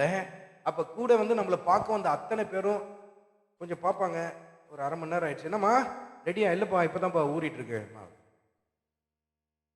அடுத்து கேட்பாங்க, ஒருத்தரும் கேட்பாங்க, எனக்கு ஒரு சின்ன வேலை இருக்கு, நான் முடிச்சுட்டு வரேன், நான் கிளம்புறேன். கூட்டம் அப்படியே குறைய இப்ப யாருக்கு லகு ஆகுது? பாவத்தை ரீச் பண்றது யாருக்கு? அம்னோனுக்கு ரொம்ப ஈஸியாகுது. ரொம்ப நெருக்கத்துல போகலாம். கொஞ்ச நேரத்துல பார்த்தா பயங்கரமான ஒரு ட்ரிக் பண்ணா, எல்லாரும் என்னை விட்டு வெளியில போனா தான் நான் என்ன பண்ணுவேன்? சாப்பிடுவேன் அப்படின்னு சொன்னான். இந்த இடத்துல தான் தாவீது பண்ண ஒரு பெரிய தவறு ஒன்று இருக்கு. பெரிய தவறு. அது தாவீது கணித்திருக்க கூட மாட்டார். இப்படிப்பட்ட ஒரு விளைவு ஏற்படும்ன்றது தாவீதுக்கு கண்டிப்பா தெரிந்திருக்காது. ஏன்னா நம்ம 2வது வசனத்திலேயே வாசித்தோம். இந்த 2வது வசனத்துல அந்த முதல் வசனத்திலே வாசிங்க. இதற்கு பின்பு தாவீதின் குமாரனாகிய அப்சலோமுக்கு தாமார் என்னும் பேருள்ள சௌந்தரியமுள்ள ஒரு சகோதரி இருந்தால் அவள் மேல் தாவீதின் குமாரன் அம்னோன் மோகம் கொண்டான். இப்ப உங்களுடைய ரிலேஷன்ஷிப் என்ன சொல்லுங்க பார்க்கலாம். யாரு? தாமாருடைய அண்ணன் பேர் யாரு? அப்சலோம். வேற ஒரு மனைவிக்கு பிறந்த பையன் தான் யாரு? அம்னோன். ஆக மொத்தத்துல அவங்களுக்குள்ள இருக்கிற ரிலேஷன்ஷிப் எப்படிப்பட்டது? அப்படித்தானே? சகோதர சகோதரிகள் முறை தானே. இந்த இடத்துல கொஞ்ச நாச்சும் தாவீது கணித்திருப்பார் நீங்க நினைக்கிறீங்களா? தாமாரை நம்ம வீட்டுக்கு அனுப்புறோம், அவன் ஏதாவது வந்து தப்பான ஒரு முறையில் அணுகுவான் அப்படின்ற மாதிரி அவர் நினைச்சிருக்க வாய்ப்புண்டா? நிச்சயமா இல்லை. ஏன்னா அவர் என்ன நினைச்சாரு? தங்கச்சி தானே அப்படின்னு சொல்லி தான் அனுப்புறாரு. உங்க பெண் பிள்ளைகள்கிட்ட ரொம்ப முக்கியமா கவனம் எடுத்துங்க. தனிமைப்படுத்தி அனுப்பாதீங்க. எந்த மிருகம் எந்த வேஷத்தை போட்டுட்டு மறைஞ்சிருக்கோன்னு நமக்கு தெரியாது. நாம நினைப்போம், இந்த உறவுக்காரர்கள்லாம் இப்படி நடப்பாங்களா? நிச்சயமா இல்லை. பிள்ளைகள் பாலியல் சீண்டலுக்கு, பாலியல் துன்புறுத்தலுக்கு பெண் பிள்ளைகள் அதிகப்படியா ஆளாவது யாருனால தெரியுமா? நமக்கு ரொம்ப அறிமுகமானவங்கனால தான் பிள்ளைகள் பாதிக்கப்படுறாங்க. எத்தனை சதவீதம்? 90% பாலியல் சீண்டல்கள் பெண் பிள்ளைகளுக்கு யார் மூலமாய் வருகிறது என்று சொன்னால், பெற்றோர்களுக்கு அறிமுகமானவர்கள் மூலமாய் தான் நடைபெறுகிறது.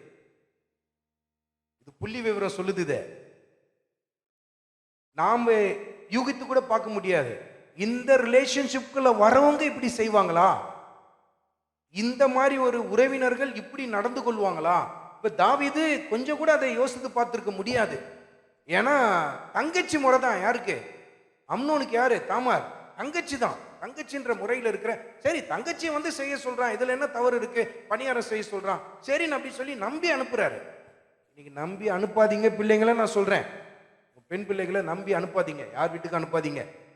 அதனால எல்லாரையும் சந்தேக கண் கொண்டு பார்க்குன்னு நான் சொல்லல. நமக்கு ரொம்ப நல்லா தெரியும், எலிசா தீர்க்கதரிசியே சுனேமியால் தன்னுடைய வீட்டில் அனுமதித்தது எப்பொழுதுதான் அவர் பரிசுத்தவான் என்று சொல்லி கண்டுபிடித்த பிற்பாடு தான் என்ன பண்றாங்க, தன் வீட்டுல ஒரு இடத்த தராங்க. நம் வீட்டுக்கு வந்து போகிறவர் யாரு? பரிசுத்தவான் என்று சொல்லி தன் கணவன்கிட்ட சொல்லி அனுமதி வாங்கி தான் அவருக்கு மேல் அறையில் ஒரு ரூம் ஒன்று தராங்க. ஆனா இதெல்லாம் நீங்க கண்டுபிடிக்காம பிள்ளைகள் என்ன பண்ணக்கூடாது? சித்தப்பா வீட்டுக்கு அனுப்புனேன், சின்னம்மா வீட்டுக்கு அனுப்புனேன், பெரியப்பா வீட்டுக்கு அனுப்புனேன், அந்த தம்பிங்க தான், அண்ணனுங்க தான் எந்த மிருகம் எந்த வேஷத்துல எந்த வடிவில் இருக்குன்றது நம்மளுக்கு தெரியாது, கணிக்கவே முடியாது. அதுக்கப்புறம் இப்படி நடக்கும் நான் எதிர்பார்க்கவே இல்லைன்னு சொல்லி பிரயோஜனமே இல்லை. பெண் பிள்ளைகளை பெற்றெடுத்த பெற்றோர்கள் ரொம்ப கேர்ஃபுல்லாக இருக்கணும். எங்கேயுமே அனுப்பக்கூடாது. என்னை பொறுத்தவரையில் கேட்டால் ஒரு ஏஜ் வந்துட்டாங்கன்னா, அல்லது நீங்கள் போறீங்கன்னா உங்கள் கூட இருக்கட்டும், உங்களோட கூடவே இருக்கட்டும், உங்கள் கூட போயிட்டு உங்கள் கூட வரட்டும். இதுதான் நம்ம பிள்ளைகளுக்கு தர மிகப்பெரிய பாதுகாப்பு. மற்றபடி நான் வேற வழி இல்லைன்னு சில பெற்றோர்கள் பண்ணுறதெல்லாம் ரொம்ப பரிதாபமானது. பக்கத்து வீட்டில் விட்டுட்டு போவாங்க பிள்ளைங்களை, பெண் பிள்ளைகளை விட்டுட்டு போவாங்க. நான் ஒரு அர்ஜென்ட்டாக நான் போகிறேன், கொஞ்சம் பிள்ளைய கொஞ்சம் பார்த்துங்க அப்படின்னு போவாங்க. மெய்யாக அவங்க ரொம்ப நல்லவங்களா இருப்பாங்க. ஆனால் அந்த வீட்டுக்கு ஒரு மிருகம் வந்துட்டு போவோம், உங்களுக்கு தெரியாது. இது எல்லாத்தையும் அவங்க வாட்ச் பண்ணிகிட்டே இருப்பான், உங்களுக்கு தெரியாது. ஆனால் தாவீது இந்த இடத்துல மிஸ் பண்ணிட்டார்ன்றத விட அவர் எதிர்பார்க்கல இப்படி நடக்கும்னு சொல்லி எதிர்பார்க்கல. நாமளும் பல சமயத்தில் இப்படி நடக்கும்னு சொல்லி எதிர்பார்க்காத சில காரியங்களை கேட்கும்போது தான் நம்மளுக்கு பேர் அதிர்ச்சியாக இருக்கும். ஆனால் இப்பயே நம்ம என்ன பண்ணோம்? விழித்துக்கொள்ளணும். நம்ம பிள்ளைகளுக்கு தனிமையை கொடுக்கக்கூடாது, தனியாகவும் அனுப்பக்கூடாது. பெண் பிள்ளைகளை தனியாக அனுப்பாதீங்க, எங்கேயும் அனுப்பாதீங்க. ஏதாவது ஒரு வகையில் உங்கள் பிள்ளைகளுக்கு ஒரு சேஃப்கார்ட் கொடுங்க. அறிமுகமானவர்கள், அதாவது அண்ணன் கூட, சொந்த அண்ணன் கூட அனுப்புங்க, சொந்த தம்பி கூட அனுப்புங்க. ரொம்ப நீங்கள் கண்டுபிடித்து உங்க மெய்யாகவே கர்த்தருக்குள்ள இருக்கிறவங்க அப்படின்னு தெரிந்தவங்க கூட அனுப்புங்க. மற்றபடி ரிஸ்க் எடுக்கவே கூடாது. அப்படி ரிஸ்க் எடுத்தால் அது விளைவுகள் வேற மாதிரி ஆகும்பொழுது வருத்தப்பட்டு என்ன இல்லை, பிரயோஜனமே இல்லை. அதே போல் உங்கள் பிள்ளைகளை வந்து பள்ளிக்கூடத்துலேருந்து பிக்கப் பண்ணுறீங்க, காலேஜ்லேருந்து எங்கேருந்து பிக்கப் பண்ணாலும் நீங்கள் தான் போகணும். ஒன்று அப்பா போகணும், இல்லை அம்மா போகணும், சொந்த அண்ணன் போகணும், சொந்த அக்கா போகணும், தம்பிங்க. அந்த ரிலேஷன்ஷிப் இருக்கிறவங்கள மாத்திரம் அனுப்புங்க.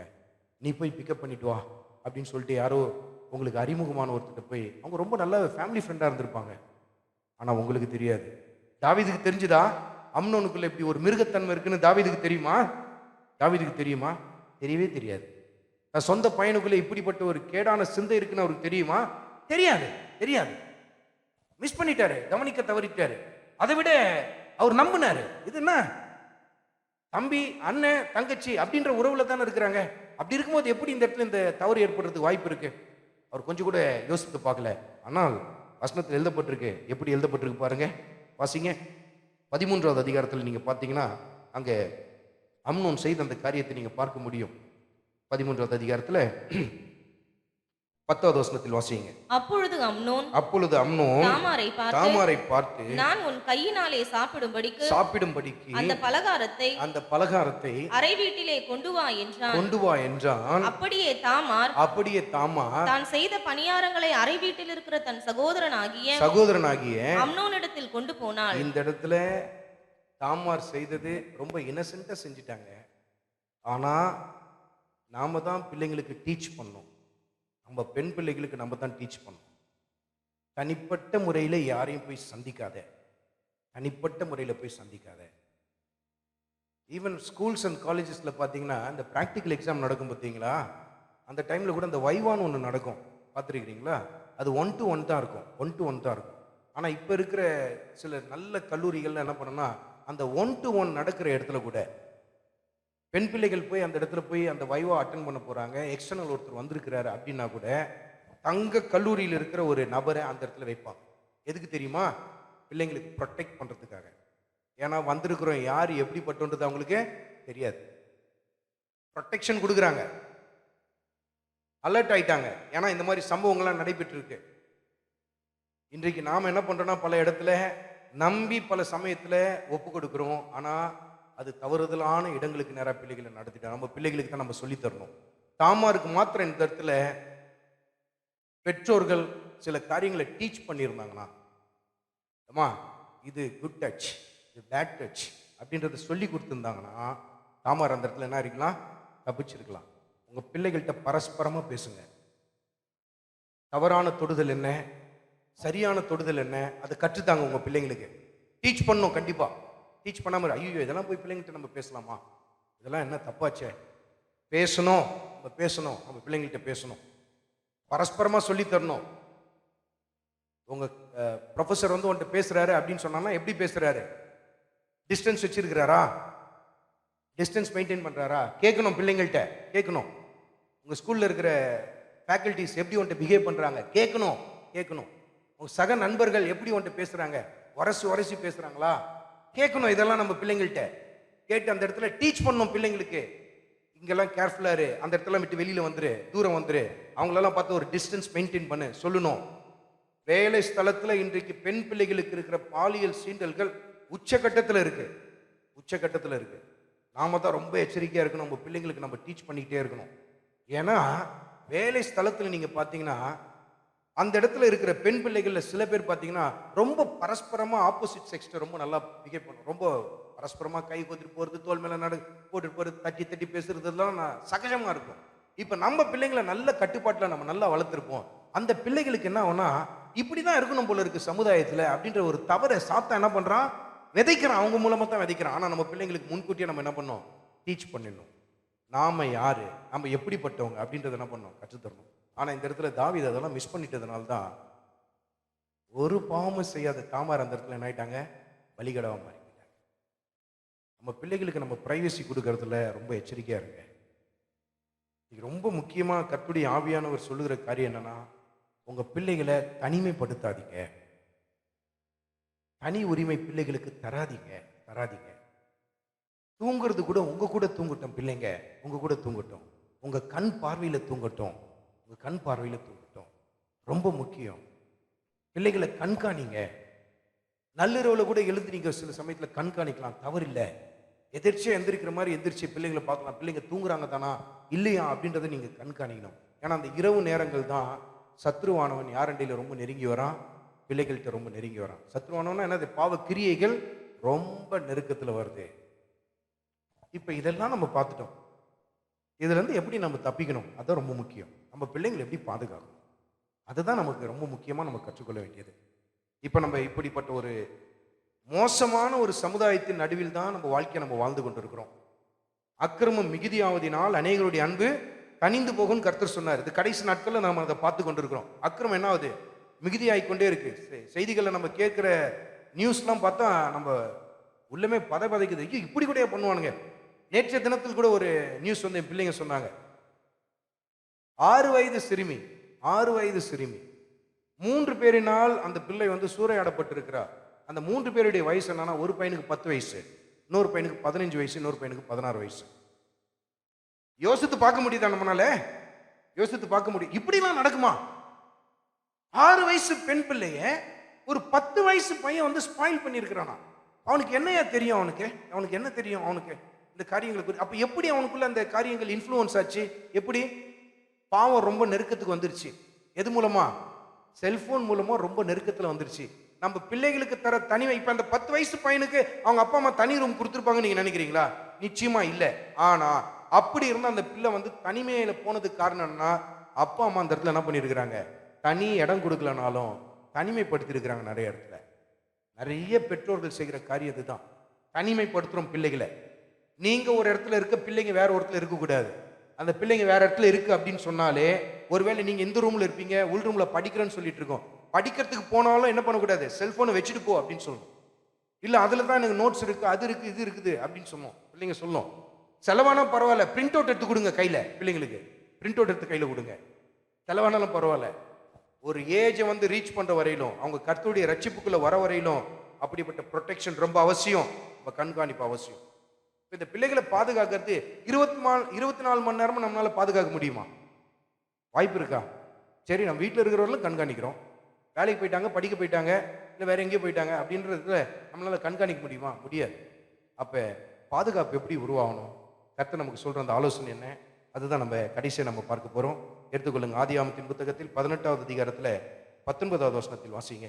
கர்த்தர் ஆபிரகாமுக்கு சொன்னதை நிறைவேற்றும்படியாய் அவன் தன் பிள்ளைகளுக்கும் தனக்கு பின்வரும் தன் வீட்டாருக்கும் நீங்கள் நீதியையும் நியாயத்தையும் செய்து கர்த்தருடைய வழியை காத்து நடவுங்கள் என்று கட்டளையிடுவான் என்பதை அறிந்திருக்கிறேன் என்றார். ஆண்டவரே ஒரு சாட்சி சொல்றார் பாருங்க. ஆபிரகாமை பத்தி எனக்கு தெரியும். ஆபிரகாம் தாம் பிள்ளைகளுக்கும் தன் சந்ததியார்களுக்கும் எதை கற்றுத்தருவான்? நீதியை கற்றுத்தருவான், தேவ பக்தியை கற்றுத்தருவான் அப்படின்னு சொல்லி கர்த்தரே சாட்சி சொல்றார். நம்ம பிள்ளைங்களை டீச் பண்ணணும். தெய்வ பக்தியில வளர்க்கறதுக்கு நம்ம என்ன பண்ணோம்? டீச் பண்ணாதான் முதல் காரியம். பிள்ளைங்களுக்கு நல்ல போதனை கொடுங்க.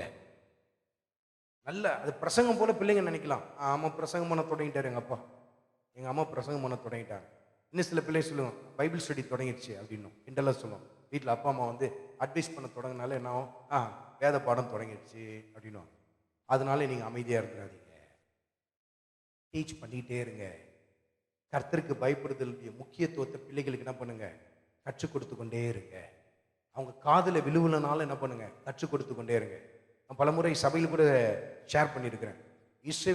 இஸ்ரவேல் தேசத்தை சேர்ந்த ஸ்திரீகள், பெண்கள் என்ன செய்வாங்கன்னா, அந்த பிறந்த குழந்தைகளுக்கு தாய்ப்பால் ஊட்டும் பொழுது அந்த பிள்ளை தாய்ப்பாலை குடித்து கொண்டிருக்கிற சமயத்தில் நியாயப்பிரமாணத்தை அப்படியே பேசிக்கொண்டே இருப்பாங்க.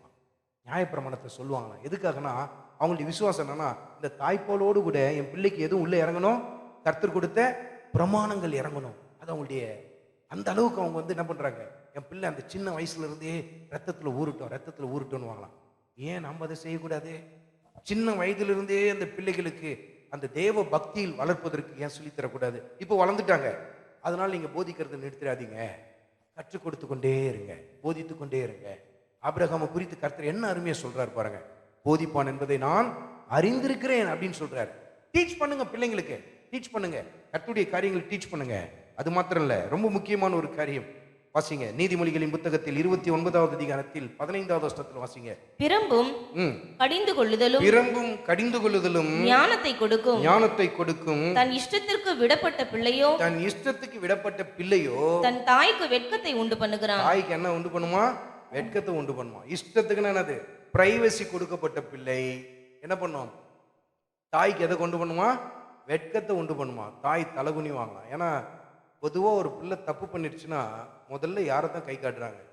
தாயை போல பிள்ளை என்னது? நூலை போல சேலை. தகப்பனை போல பிள்ளைன்னு சொல்றாங்க அந்த இடத்துல. ஏன்னா அங்க வெக்கத்துக்கு உட்படுறது யார் தான்? அது என்னவோ பெண்கள் தான் அந்த இடத்துல பலிகடாவ மாறிடுறாங்க.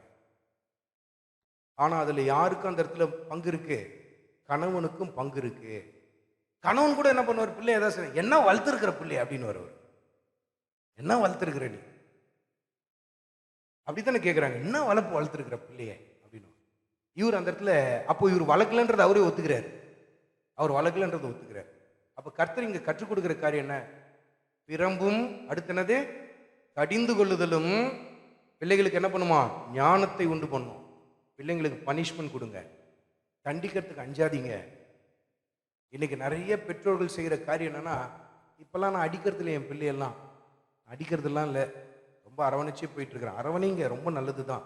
ஆனால் கண்டிக்க வேண்டிய இடத்துல நல்லா கண்டிக்கணும். பிள்ளைகளை தண்டிக்க வேண்டிய இடத்துல நல்லா தண்டிக்கணும்.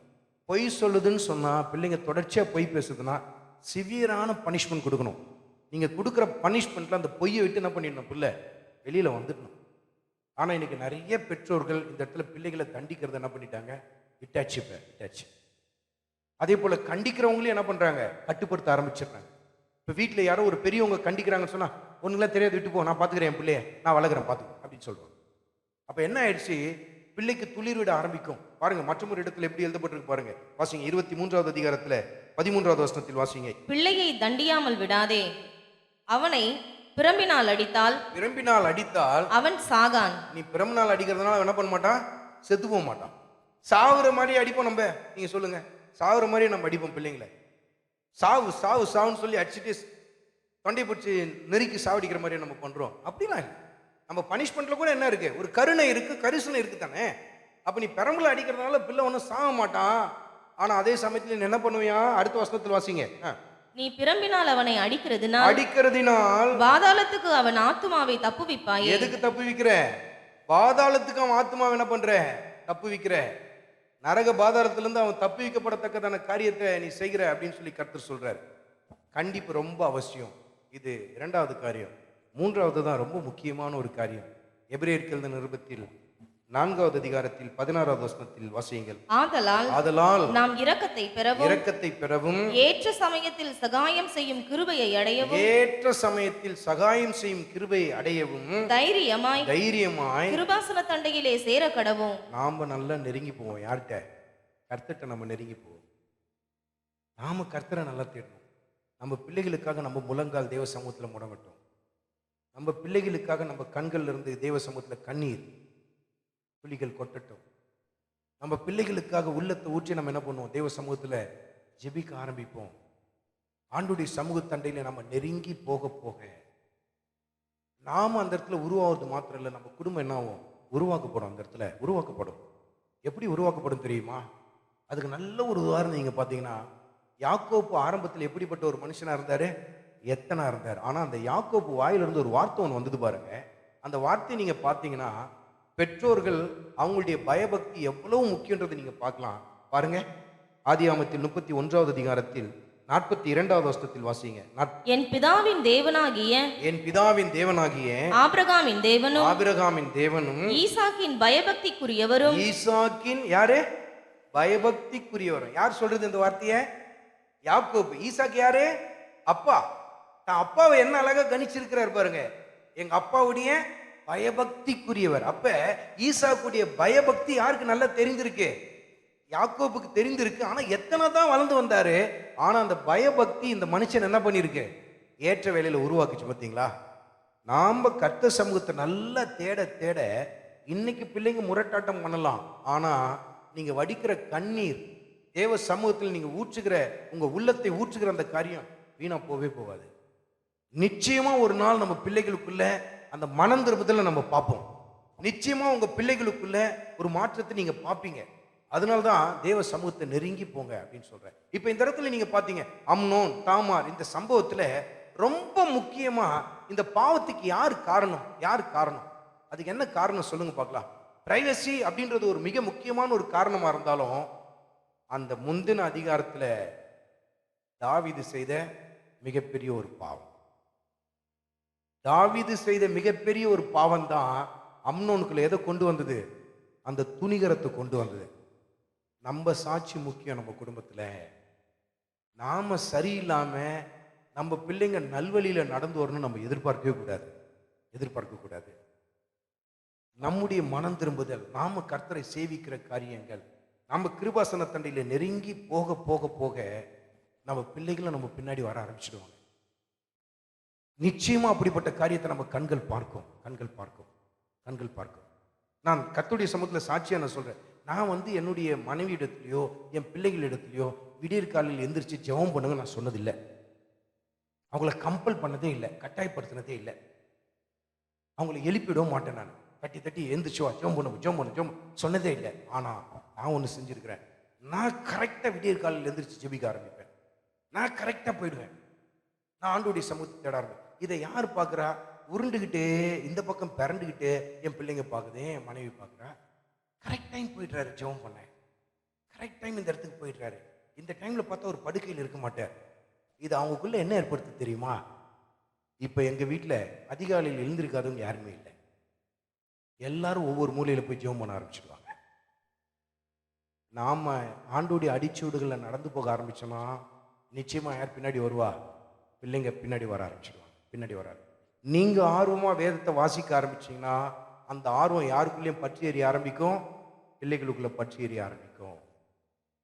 நீங்கள் ஆர்வமாக மண்ணுக்குரிய காரியத்தை தேடுனா அதே வழியில தான் யார் வருவா? பிள்ளைங்க வர ஆரம்பிப்பாங்க.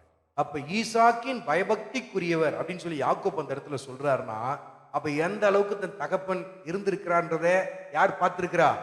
யாக்கோபு பார்த்திருக்கிறார். பாருங்க, அந்த விசுவாச வாழ்க்கை, கர்த்தரோடு கூட அவருக்கு இருந்த அந்த ஐக்கியம் ஒரு நாட்கள்ல பெனியலில் அந்த தொடுதலை யார் பெற்றுக்கொண்டது?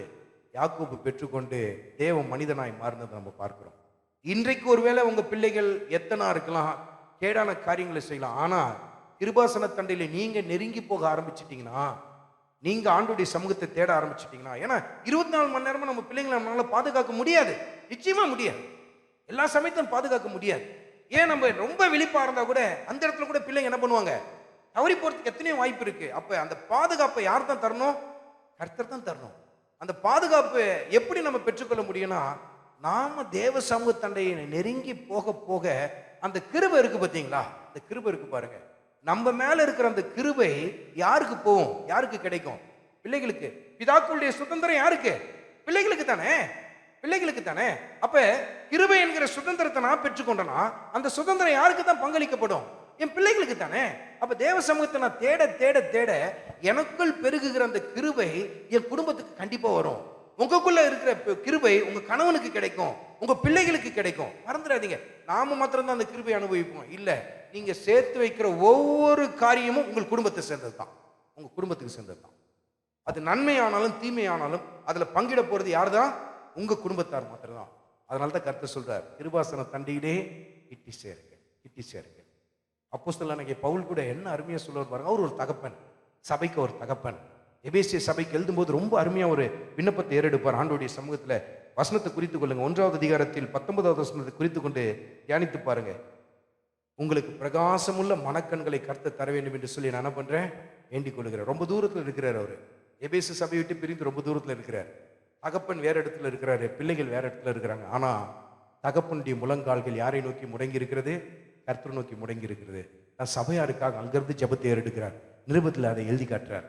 உங்களுக்கு பிரகாசமுள்ள மனக்கண்களை தரணும்னு சொல்லிட்டு நான் ஜெபம் பண்ணி கொண்டிருக்கிறேன். என் கண்காணிப்புல நீங்க இல்லை இப்ப, ஆனா என் ஆண்டவர் உங்களை கண்காணிக்க முடியும். அந்த பாதுகாப்பு உங்களுக்கு கிடைக்கணும்.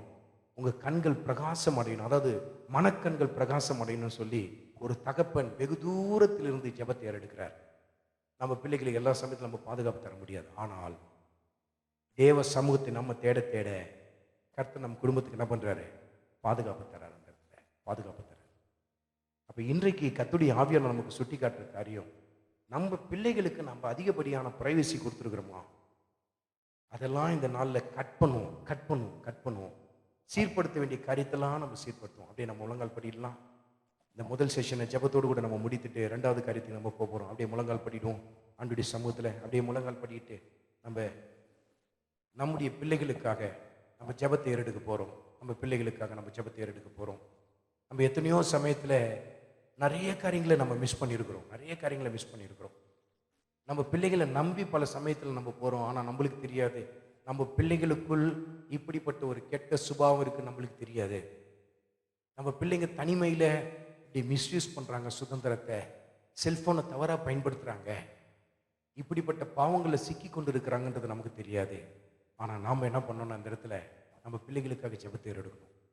நம்ம கண்ணீரோடு கூட தேவ சமூகத்தை தேடணும். ஆண்டுடைய வார்த்தையில தான் சொல்லுது, கிருபாசன தண்டையிலே கிட்டி சேருங்க. அப்படியே கண்களை மூடி ஆண்டுடைய சமூகத்தில், ஆண்டவரே கிருபாசன தண்டையில் நாங்கள் நெருங்கி வரோம். ஆண்டவரே எங்கள் கரங்களில் எங்களுக்கு ஆண்டவர் நீங்கள் கொடுத்துருக்கிற கர்ப்ப கனிகள், நீங்கள் எங்களுக்கு கொடுத்துருக்கிற பிள்ளைகள் ஆண்டவரே, அதுக்காக நாங்கள் நன்றி செலுத்துகிறோம். ஆண்டவரே இந்த நாளில் பிள்ளைகள் ஆண்டவரே எந்த நிலையில் இருந்தாலும் ஆண்டவரே நாங்கள் மண்டையில் நெருங்கி வர எங்களுக்கு கிருபை தாங்க. ஆண்டவரே எத்தனையோ இடங்களில் நாங்கள் தவறி இருக்கிறோம். ஆண்டவரே எத்தனையோ இடங்களில் கண்காணிக்க தவறி இருக்கிறோம். எத்தனையோ இடத்துல தவறான முடிவுகள் எடுத்திருக்கிறோம். எத்தனையோ இடத்துல எங்கள் தவறுகள்னால பிள்ளைகளுக்குள் தேவையற்ற காரியங்கள் நுழைவதற்கு ஏதுவை நாங்கள் உண்டு பண்ணியிருக்கிறோம். ஆண்டவரே தேவரீர் எங்களை தயவாய் நீர் மன்னிப்பீராக, தயவாய் நீர் எங்களை மன்னிப்பீராக. இந்த கிருபாசன தண்டையிலே நாங்கள் நெருங்கி சேர்கிறோம். ஆண்டவரே எங்க பிள்ளைகளுக்கு உங்களுடைய பிரசனம் தான் பாதுகாப்பு, எங்க பிள்ளைகளுக்கு உங்களுடைய கிருபை தான் பாதுகாப்பு. ஆண்டவரே உங்களுடைய கண்களில் நாங்கள் தயவை பெற்றுக்கொள்ளட்டும், கண்களில் எங்களுக்கு கிருபை கிடைக்கட்டும். ஆண்டவரே எங்க பிள்ளைகளுக்கு அந்த கிருபை கிடைக்கட்டும். ஆண்டவரே ஆண்டவரே உலக காரியங்களில் எங்கள் பிள்ளைகள் தீட்டுப்படாதபடிக்கு, ஆண்டவரே பொல்லாங்கன் கரங்களிலே சிக்கிக் கொள்ளாதபடிக்கு, பொல்லாங்கான காரியங்களிலிருந்து பிள்ளைகளை விடுவிப்பீராக. ஆண்டவரே விடுவிப்பீராக. ஆண்டவரே தேவரீர் ஆண்டவரே இந்த தெய்வீக பாதுகாப்பை பிள்ளைகளுக்கு நீ தருவீராக. ஆண்டவரே ப்ரொடெக்ட் பண்ணுங்க. ஆண்டவரே பிள்ளைங்களை ப்ரொடெக்ட் பண்ணுங்க. எங்களால் எல்லா சமயத்திலும் கண்காணிக்க முடியாது, எங்களால் எல்லா சமயத்திலும் பாதுகாப்பு தர முடியாது. ஆனால் இஸ்ரவேலை காக்கிற நீர் தூங்குவதும் இல்லை உறங்குவதும் இல்லை. ஆண்டவரே தேவரீர் எங்களுக்கு ஜாமக்காரனாய் நீர் இருப்பீராக. நீர் ஜாமக்காரனாய் இருந்து எங்கள் குடும்பத்தை பாதுகாப்பீராக. கணவனை பாதுகாருங்க, மனைவியை பாதுகாருங்க, பிள்ளைங்களை பாதுகாத்துக் கொள்ளுங்க, சபையை பாதுகாத்துக் கொள்ளுங்க. ஆண்டவரே அக்கினி ஜுவாலை போன்ற கண்களை உடையவரே, உடைய கண்களுக்கு ஒன்று மறைவானது இல்லை. ஆண்டவரே தேவரீர் தப்புவிப்பீராக. எல்லாவித பொல்லாத மிருகங்கள் கரங்களிலிருந்தும் இப்படி பிள்ளைகளை நீ தப்புவிப்பீராக, தப்புவிப்பீராக ஆண்டவரே. தீட்டுப்படாதபடிக்கு பிள்ளைகள் தங்கள் வஸ்திரத்தை பாதுகாத்துக் கொள்ளட்டும் ஆண்டவரே. தேவரீர் மனம் இறங்குவீராக. கிருபையின் மேல் கிருபையை நாங்கள் பெற்றுக்கொள்ளட்டும் ஆண்டவரே. ஆண்டவரே, எங்கள் குடும்பத்தின் மீது இப்படி கிருபை ஆண்டவரே அளவிடப்படாத முடியல ஊற்றப்படட்டும் ஆண்டவரே. தேவரீர் நீர் அப்படி செய்வீராக, அப்படி செய்வீராக. இப்படி தெய்வீக பாதுகாப்பு தந்து நடத்துங்க ஆண்டவரே. இப்படி கிருபாசன தண்டையில் நாங்கள் ஒவ்வொரு நாளும் நெருங்கி வரட்டும் ஆண்டவரே, நெருங்கி வரட்டும் ஆண்டவரே. இப்படி சன்னிதானத்தை நாங்கள் தேடட்டும் ஆண்டவரே, இப்படி சமூகத்தை நாங்கள் தேடட்டும் ஆண்டவரே. எங்களுக்கு கிருபை தந்து நடத்துங்க ஆண்டவரே. எங்களை தாழ்த்தி அர்ப்பணிக்கிறோம். அன்பின் இரட்சகர் இயேசு கிறிஸ்துவின் மூலம் ஜெபங்களை ஏறெடுக்கிறோம் நல்ல பிதாவே, ஆமென்.